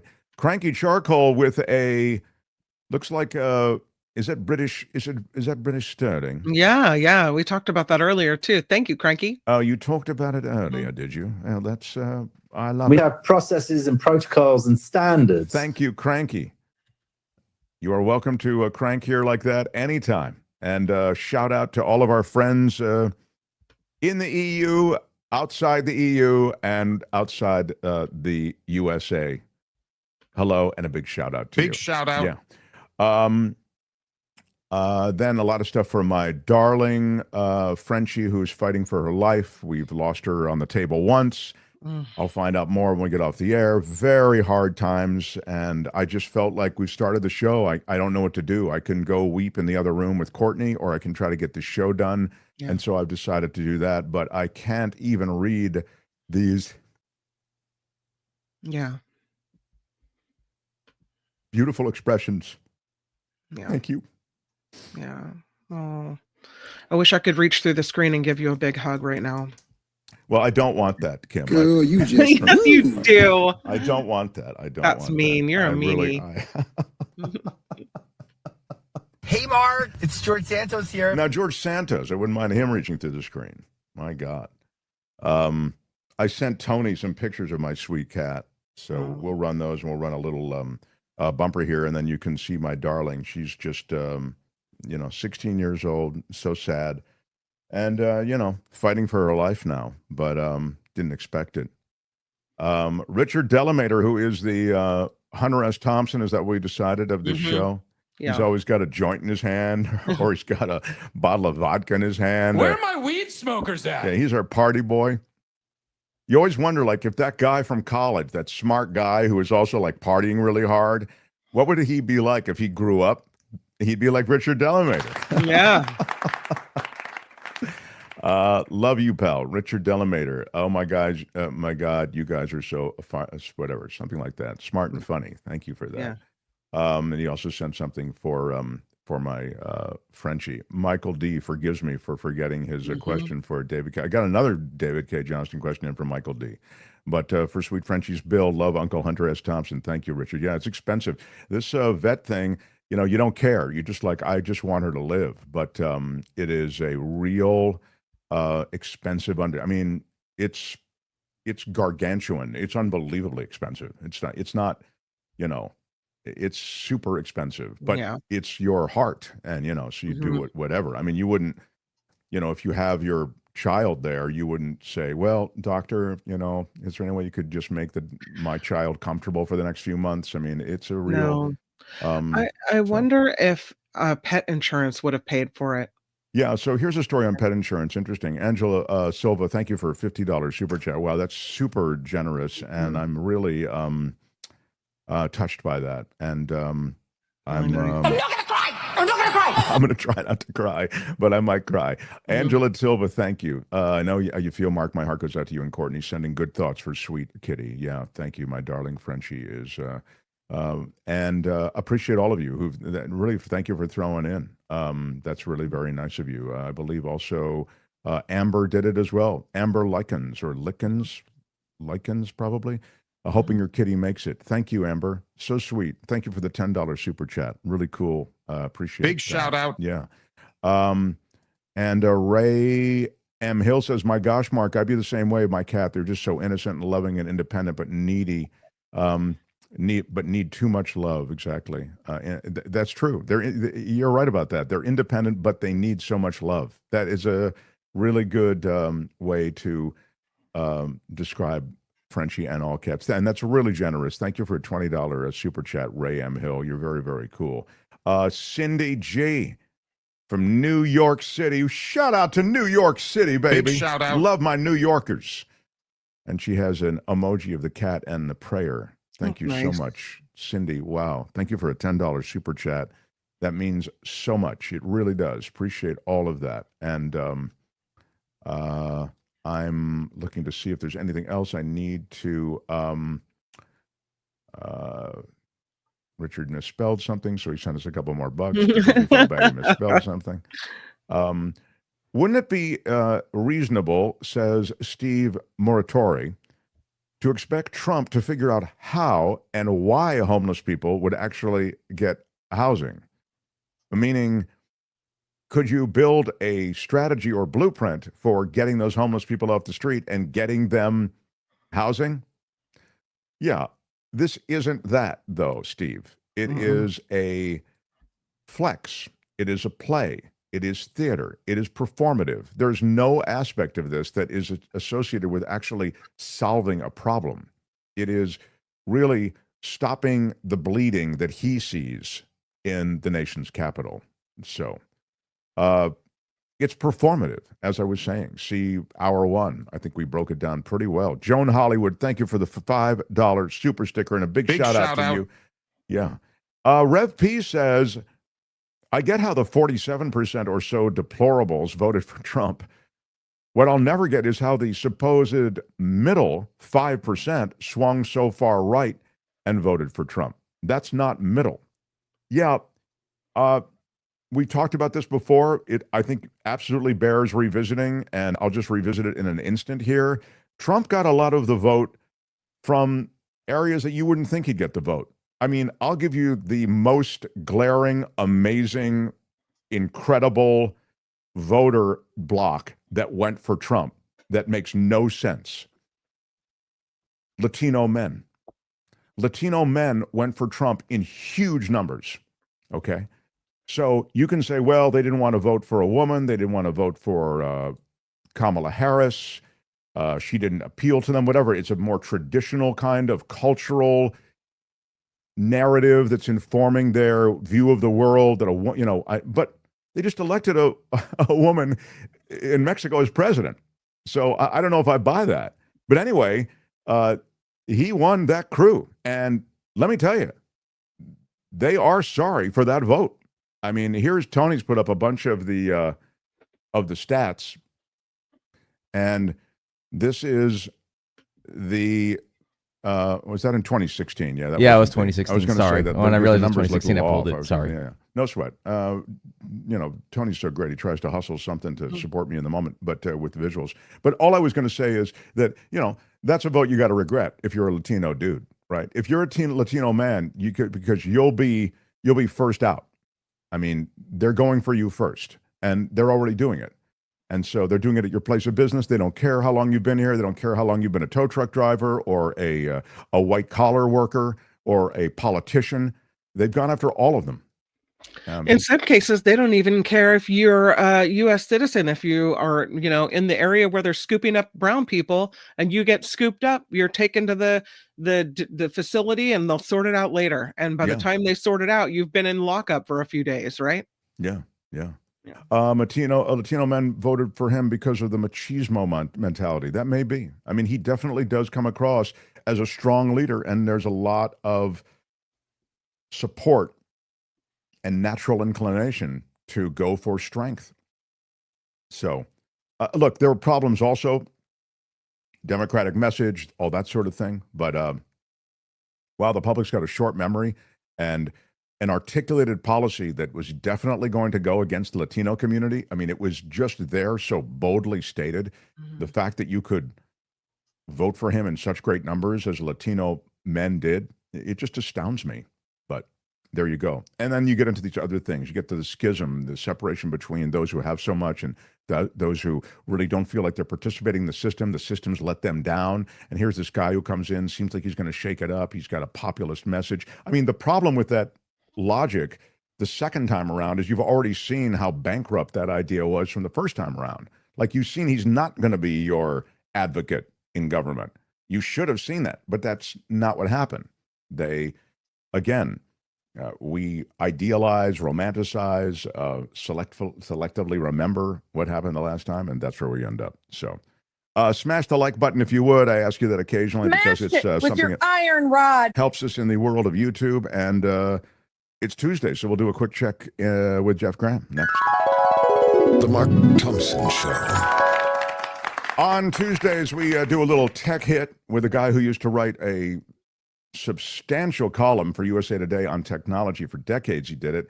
Then he went off, and now he's doing his own thing called Photo Walks TV. Joins us to still kind of keep his hand on the pulse of tech. Here he is, Jefferson Graham. Hi, Jeff. How you doing? Good to see you. All right. Talk to me. Talk to me. What do you have? Okay. So Perplexity, which is yet another AI tool. It is offered to buy Google Chrome, the web browser, for nearly $35 billion. To the next question is, what the heck is Perplexity, right? Yeah, and how do they have $35 billion? They don't. They don't. Okay. But maybe they could get it if Google is willing to sell it. Now, Chrome's not for sale, but the DOJ did sue Google and said that they had to break up the company, and who knows where that will ever come to, because TikTok is still running every day, is it not? Was it not banned, about 2 years ago?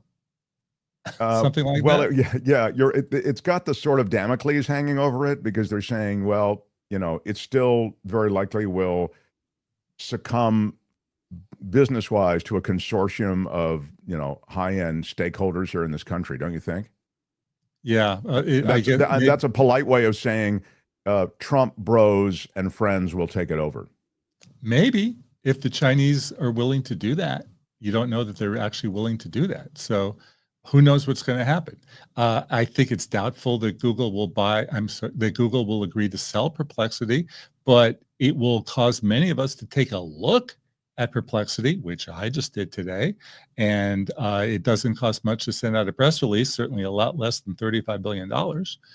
Perplexity says that they are an answer engine. Tony's got it up on screen. Perplexity, what do you want to know? Yeah, it's an answer engine versus ChatGPT, which is a conversational engine. And for my money, I'm still going to ChatGPT. But Perplexity was interesting. Yeah, but your money isn't $35 billion. Right. I asked Perplexity about Mark Thompson, and they came up with 5 of you. But you're the newscaster. You're the podcaster newscaster. That's right. So they're right about that. Yeah. I do have a story related to AI that I kind of had backburnered for you, and it's really a big one. Okay, and it's related to AI, as I say, and it kind of speaks to what you like to talk about, which is even as AI is revolutionizing things, and even as there are these takeovers and ChatGPT and Grok and Perplexity, et cetera, that there are flaws in the system. You always talk about it, like, that you just did. You said, look, I asked them about Mark Thompson, and they came up with 5 of you and blah, blah, blah, blah, blah. So Google's healthcare AI made up a body part in a shakedown that they're doing to evaluate on an ongoing basis their AI technology for healthcare. Its Gemini model made up a body part. The model says you have a problem with your basilar ganglia. That's a conflation of 2 names into an area of the brain that doesn't exist. So maybe your doctor catches that, maybe your doctor doesn't, but in a hospital setting, the basilar ganglia that's a real error. It was in a hospital setting that they set this up, and it was served up by their AI model MedGemini. And the research paper introducing MedGemini included the hallucination, this made-up craziness, in a section on head CT scans, and nobody at Google caught it. What? Yeah. How would they? How would they catch it? Sure. How? But it's they machines. would either catch it in the paper or in the Google announcement paper that it was in a blog post that announced it. In other words, they did a reducto on it. Now it's in a blog post. And they used that same technology. And when Brian Moore, a board-certified neurologist and researcher with expertise in AI, flagged the mistake, he says the company quietly edited the blog post to fix that error, never publicly acknowledging the problem. So the paper remained unchanged. The blog post they changed, but the paper with this made-up thing, body part, basal ganglia, they think that basal ganglia was misspelled. Basal ganglia is a thing. They changed it to basilar or basilar ganglia, and they think that that's how the AI made the mistake. But you're dealing with life and death here, and a mistake like that could be, really costly. I'm amazed that you could pronounce it. You're very good at medical terms. I've been saying all along, you need to double check everything that you do in AI just to make sure. And because you're going to have a lot of mistakes. Now, Wikipedia was a joke when it started, and they had so many things wrong. And I think it's gotten pretty good at this point. I don't know how they've done it, but they've done it. And I think AI will get better over time. Let me also talk to you about Apple's new iOS system upgrade that's coming in mid-September. That's when they put new software on the phones to give all the old phones a new sheen. And I wrote a big piece about it last week about the new phone app that I'm not happy with because I downloaded the iOS beta version of it. And they've made a whole bunch of changes. They've hidden voicemail. And they've gotten rid of favorites. They've taken the search for the contacts, which was there, and put it down there. A lot of change for just no sense. Doesn't make any sense why they made these changes. And I think people are going to be very upset. Well, people don't like change oftentimes, and the platform is one we're all acquainted with, and so you probably don't like stuff being moved around. So you're probably right to that extent. And also, I see why they move stuff around and change stuff, because they need to do something, as you say. They have to justify the new operating system, I guess. Yeah. Everybody should know that there is a button at the top of the page that lets you switch back to classic mode. Oh. Okay. And so you'll definitely want to do that. The other thing that they threw in there was live translation, which I'm still trying to figure out. I tested it with my wife. If I call her and she starts speaking to me in Spanish, I can click the more button and then have it translated in real time. What I don't know is what happens to the Spanish guy that I have called.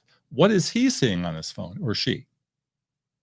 Oh, you're saying, right, you haven't, presumably the same thing, right? I don't know. That person would have to have iOS 18.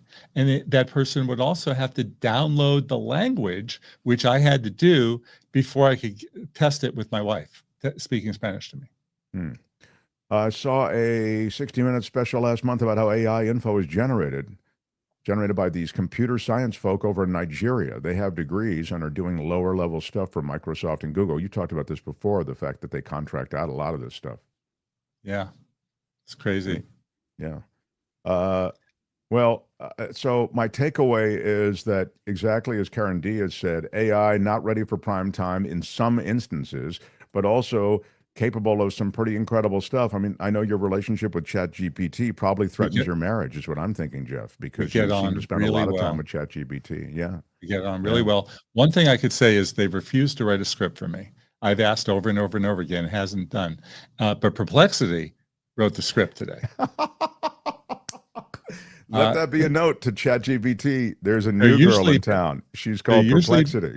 Yeah, they're not usually great, but it's a wonderful place to start. And I do a lot of research on upcoming Photo Walks episodes, so it has been very helpful for that. But nothing like real life and getting to a town. I'm going to Montana next week, and so I've been doing a lot of research. But being out in the street will do even better. I have a favor to ask, Mark. Would you do a favor for me? Okay. What is that? I am doing an upcoming episode of Photo Walks called the Photo Walks Awards to answer all the questions that I've always been getting, like, where's the best place you ever went to in your life?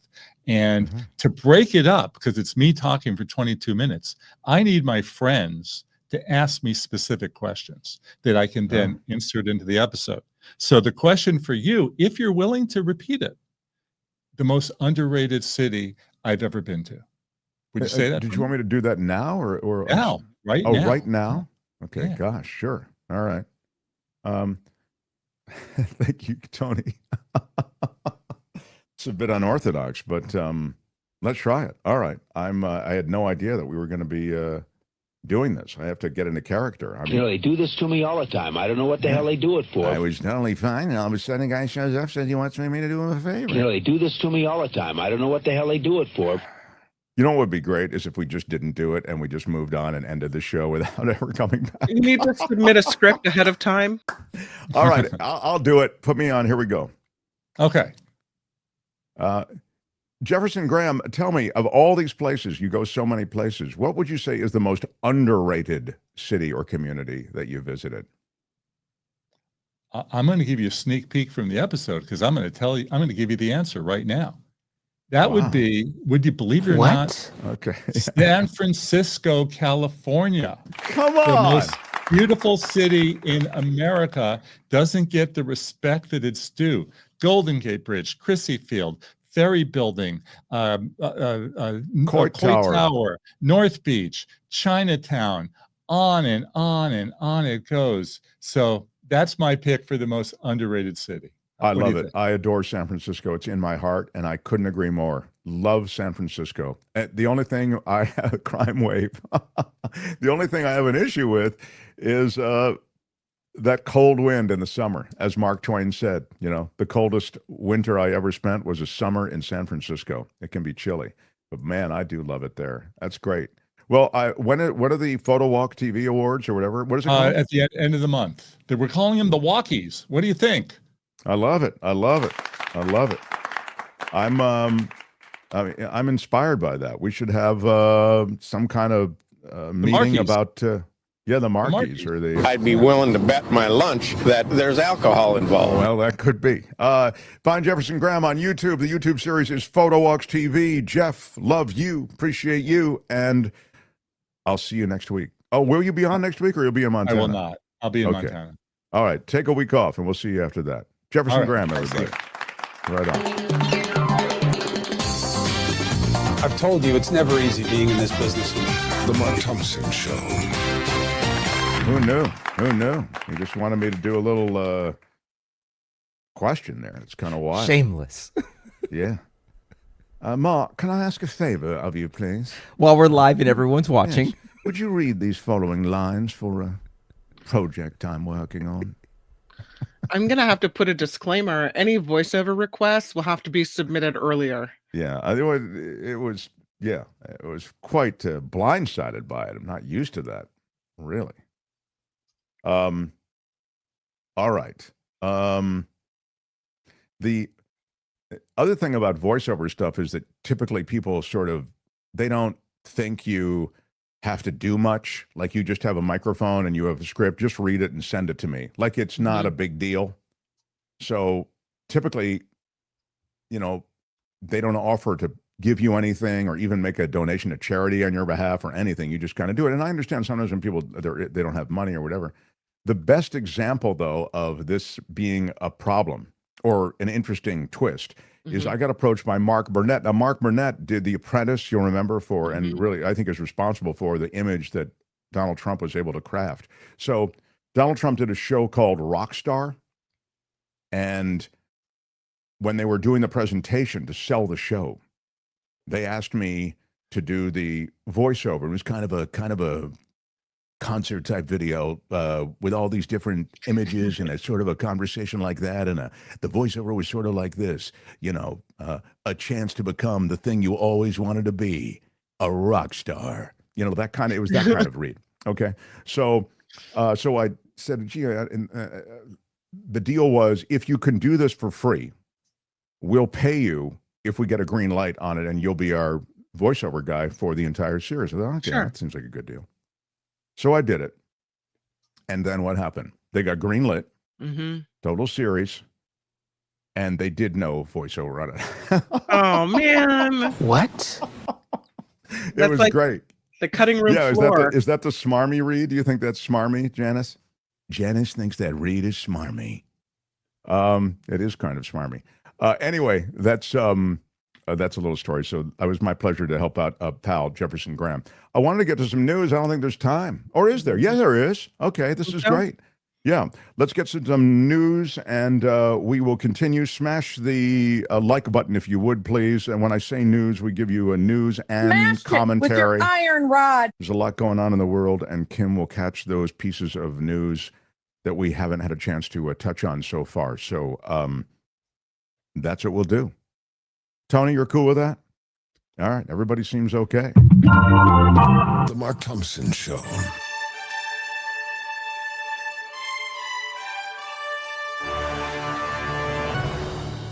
On the Mark Thompson Show, I'm Kim McAllister, and this report is sponsored by CoachellaValleyCoffee.com.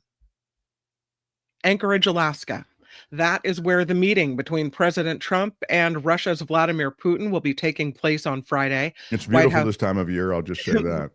White House Press Secretary Caroline Leavitt confirming details of the summit today. The two leaders are set to discuss an end to the war in Ukraine. Trump says Ukrainian President Volodymyr Zelensky will not take part in the upcoming talks. Why not? Doesn't it involve him? He says he'll call Zelensky and other European leaders after his face-to-face with Putin. Yeah, Zelensky won't like the way we're carving up his country, so why have him there? He's just sort of a buzzkill at this point. You know, it's interesting because Zelensky says there will be no land given up because he thinks that Putin will just use whatever land is given to stage the next incursion into Ukraine. He's probably right. Not interested in doing that. We're going to give the Ukrainians the kind of security guarantee that we gave them the last time when they turned over their nukes in the 90s. Yeah, we'll be here for you. Don't worry about Russian aggression. And then Russian aggression comes and look what's happening. Nothing, We're going to help Vladimir Putin redraw your border. National Guard troops reporting for duty this morning in Washington, D.C. after President Trump's activation. The mayor of D.C. confirming local police are working with the troops to fight crime.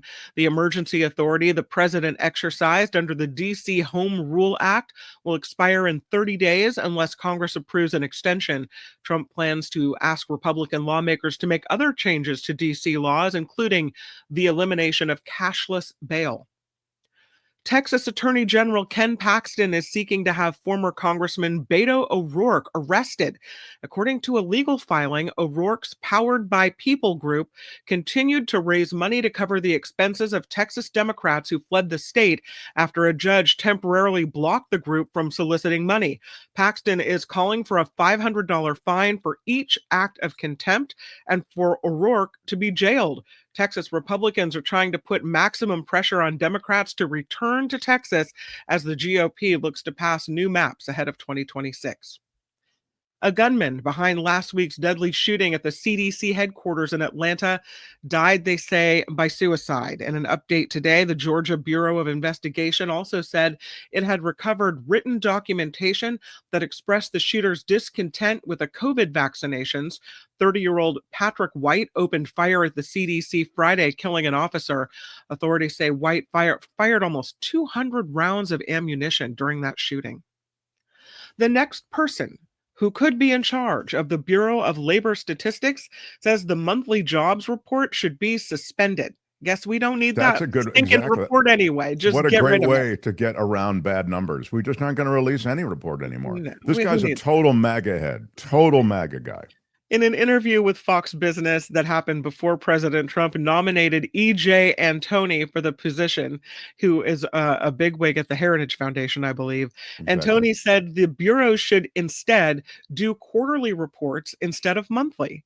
Antoni said major decision makers rely on those numbers, and he said there's been a lack of confidence in the data. There has been? Oh. Trump fired the former BLS commissioner, saying the jobs numbers were rigged to make him and Republicans look bad. The science is ridiculous. Exactly. It's that science. I mean, it's the last bit of science. Let's get rid of that science. I'll tell you, I can step out of the White House and just open my hands and tell you how the country's doing. I don't need any official reports or polling. Is that because you have a direct ear from God? That's Donald Trump has been chosen by the Lord, and you can mock it, Kim. I know you and your liberal group mock it, but he was chosen by the Lord. He's a special vessel, and that's the work he does. In Mark Thompson's United States of Guns, police are identifying the man accused of killing 3 people in an Austin, Texas Target store. Police say 32-year-old Ethan Nineker is the suspect here, and he's got a long, violent rap sheet. Court records show he's been arrested for drug possession, criminal mischief, assault of a family member, which means that he should have been prevented from buying a weapon. Somehow, he was not. The police chief said this man has a history of mental illness, still managed to get a hold of a gun. The White House is responding to California Governor Gavin Newsom's extortion accusation. The comment came after President Trump offered a $1 billion settlement in the anti-Semitism findings against UCLA by the U.S. Department of Justice. The investigation stemmed from pro-Palestinian demonstrations on campus. Newsome says he'll be suing the government, saying California will not bow to, quote, Trump's disgusting political extortion, end quote. At a White House press conference, Press Secretary Caroline Leavitt said, said, bring it on, Gavin. She said the White House is within its rights to ensure the First Amendment right to freedom of religious expression on college campuses, saying UCLA failed to do that. She says she has got a whole list of examples of UCLA's alleged anti-Semitism and will gladly forward them to Governor Newsom's office. I don't know that they can, Gavin Newsom is trying to put up the good fight, but I don't know that they can win it. It doesn't seem very hopeful when colleges around the country are falling. Yeah. White House says officers surged across Washington, D.C., making nearly 24 arrests last night. The arrest came hours after Trump announced D.C.'s police being placed under federal control. He's also, again, activated hundreds of National Guard troops to help patrol D.C.'s streets. The president said his action could also be used as a model for the takeover of other U.S. cities with a high crime rate, specifically mentioning Chicago, Los Angeles, New York, Baltimore, and the city of Oakland during Monday's news conference. So, as we got say, big plans. He's got. There's big a plans. reason this place is fun, right? Yeah, this is just the beginning for him. Exactly. There's a reason that this place is fun. He's going to have a situation. What he's got going here is a situation. Yeah. Another incident of a town hall and lots of booing. There have been some raucous town halls across the country as Republican lawmakers meet their constituents. The latest, California Congressman Doug LaMalfa, who was booed and cursed at on stage last night in Chico. A lot of people spoke up about cuts to federal programs like food stamps and Medicaid. Some in the crowd called for his impeachment.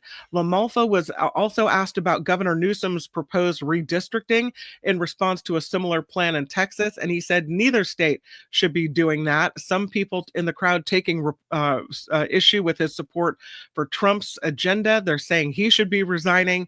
Yeah, another example of some crazy goings on at town halls. In case you need money to pay for all the extra costs because your Medicaid and food stamps were taken away, the Powerball jackpot is climbing north of $500 million. No one matched all of the numbers last night, so the estimated jackpot now stands at $526 million. If you were to take the cash option on that, Mark, it'd get you $240 million. Wow, that seems like the right way to go. Yeah. I think that's the right way to go once you've won. Yeah. I think it's a bad plan to try to win. There've got to be better plans than winning the lottery. I mean, it might cover vet bills. I don't know. Oh my God! Yeah, I know. If that bill feels like that, but But it's only- the best. only It's, I just. mean, if my little sweetheart pulls through, I mean, again, we've lost her once, but if she does pull through, I'm kind of, grimly optimistic, maybe. But I would say it's money well spent. Yeah. It's trying to save a life is always money well spent. But yeah, you're right. That's a mountain of money, whether you take out the payout or whether you just take it incrementally. Wow. It's just so hard to win. What are the odds? Tony, isn't it like it's literally like 1 billion to 1 or something like, or 100, it's in the hundreds of millions to 1. I mean, The odds are we're not winning. We're not winning. Back when I was a kid, here it is. Thank you, Tony. The odds of winning Powerball prizes for a $2 play, grand prize, 292 million to 1. I'm rounding down. Okay. We're not winning. 1 million to 1. One, if you just want to win 1 million, it's 1 in 11.5 million. If you just want to win 50,000, it's 1 in 1 million. If you want to win $100, you only have to match 4 of the picks. 1 in 36,500, and so on. But the grand prize, you're in for close to 300 million to 1. Is that why people play the horses? Are there a lot better odds? Is that why they do that? I don't know. I think most gambling, you're going to be a loser. So I wouldn't recommend it. Yeah. This also might be a loser. Netflix is announcing a new film and TV deal with Prince Harry and Meghan Markle. They don't have the best track record. The Duke and Duchess of Sussex just finished up a 5-year, $100 million deal with a streaming service, and they have collaborated on several projects, including Markle's lifestyle series called With Love, Meghan. On deck, a new season of With Love and a Christmas special as well. So isn't that nice? And Swifties are rejoicing because there is news today that Taylor Swift's next album is on the way. She announced The Life of a Showgirl in a clip from boyfriend Travis Kelce's podcast New Heights, and revealed her 12th studio album that will come out August 12th at 12:12 a.m. And you can get it now on her pre-order website. Sure. So there you go. Yeah. That's not fake. That's real. Yeah. Well, I'm looking forward to In case, that. you've been missing Taylor Swift in the news.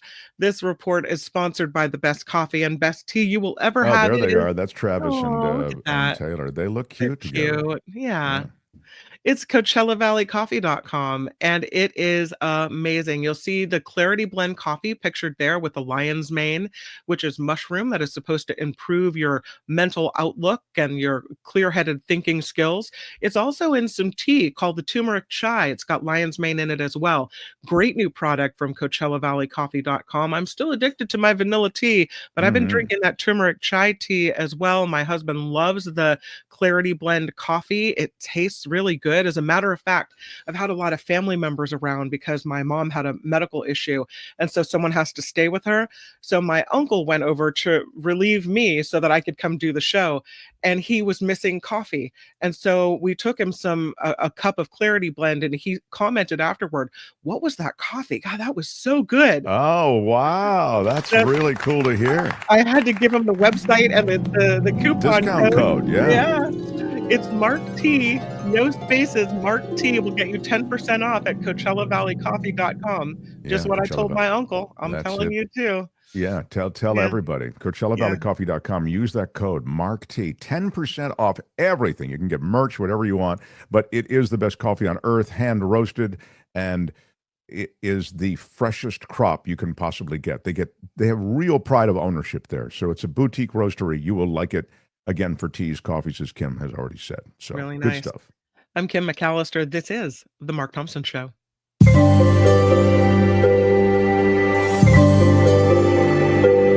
The Mark Thompson Show.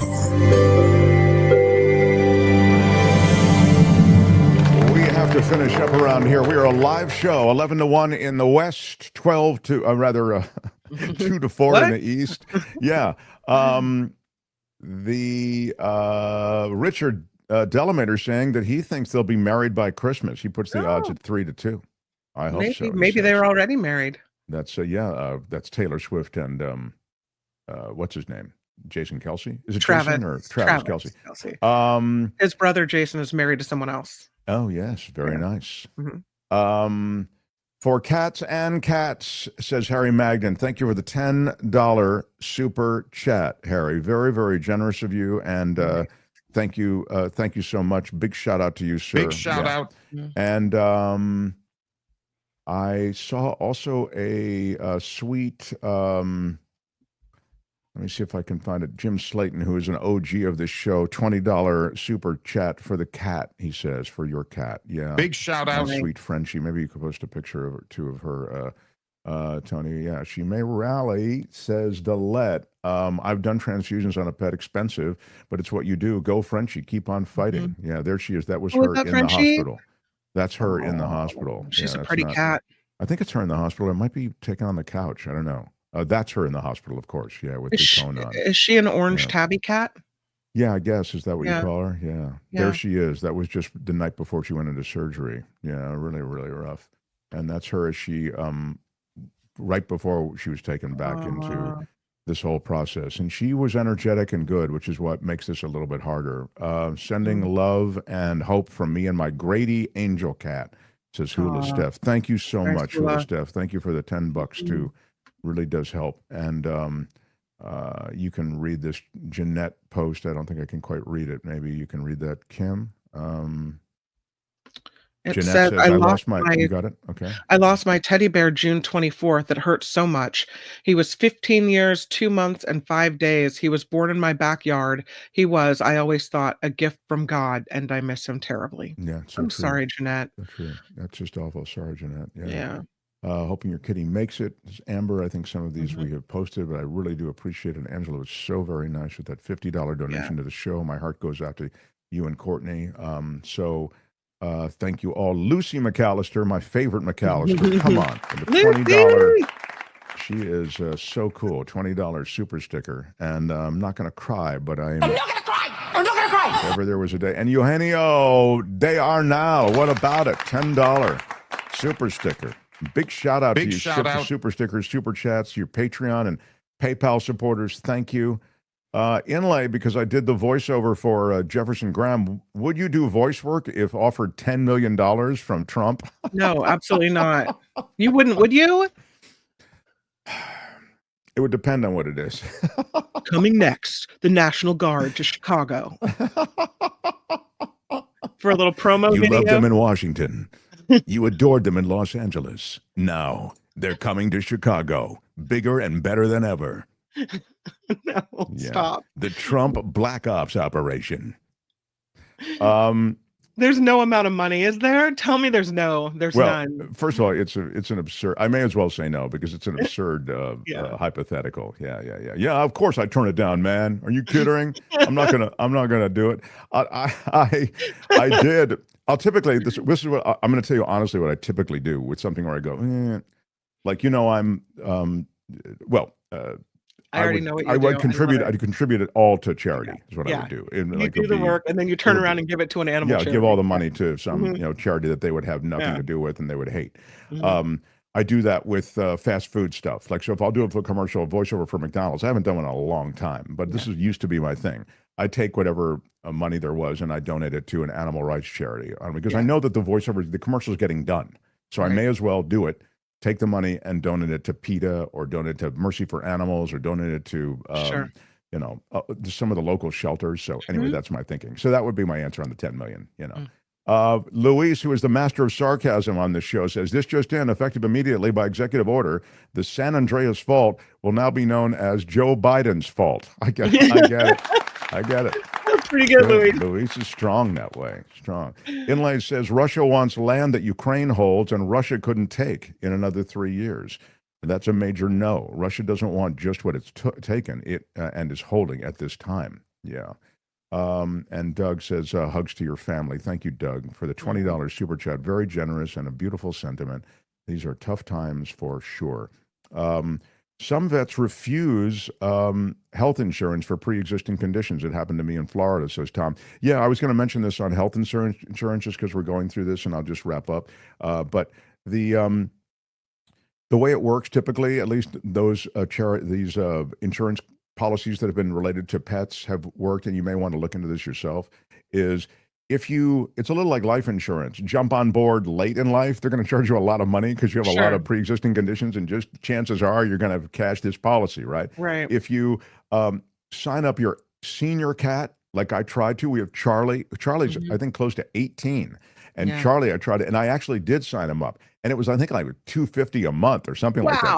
They're gonna hit you hard for it. But if you signed up Charlie when we first got Charlie from the shelter at age 3, it probably would have been $35 a month, you know, and then you pay that over the life of a cat, and you have to do the arithmetic, whether it's worth it at the end and whether they cover the sort of thing that we did for Frenchie, which was this incredible surgery. We were really optimistic, and the surgeon was optimistic, and she was in good shape, which makes this even more tragic because she's, you know, she's a cat that sadly probably would have suffered and would have had a diminution of her abilities to live happily. But we would have been able to, with palliative care, you know, take a lot of the pain out. She kind of had kidney stones, you know, that's a really brutal pain, and she was unable to eat. And so we took this aggressive move. I consulted these vets, and they felt that we really had a chance with it. But one of them said, you have to be ready, that she could, you know, die on the table. And now she didn't die on the table. It was a successful surgery. And then we talked to the surgeon. She was really optimistic. We talked to the surgeon before the show today, and she was optimistic then. And she said, we started just have to give her a little bit of blood because she's become a little anemic. And then the next call we got was during the show. Courtney came in and said that she's passed away. So I'd come from regular stock. That was the wrong button. I'd come from regular stock. Sorry, please, on the Clarence Thomas, I come from regular stock. Maybe that's what we needed. Anyway, that's her story. And they brought her back. I don't know. We'll see what ultimately happens. But anyway, that informed a lot of stuff today, and I thank everybody for your wonderful good wishes. Kim, tomorrow it's just you and me. There's no I Tony. know. I know. It's really, I'm a little scared. Not even John Rothman. We have, you know. Yeah. Do we have a guest coming tomorrow or not? I don't think so. We don't. Belinda's not on. John Rothman's not on. It's just you and me, baby. All right. Well, I think we'll have we have some guests in the pipeline, and one I think will rumble through. So. Are you saying I'm not good enough for you? You're too good for me. I always feel. So thanks everybody for all the good wishes, and now the great Shadow Stevens. I'm Shadow Stevens for the Mark Thompson Show. Bye-bye. Listeners in Los Angeles, I'll be on KFI today with Conway. And we'll update the Steph thing. Thank you, Tony. Thank you, Kim. Everybody. Bye-bye.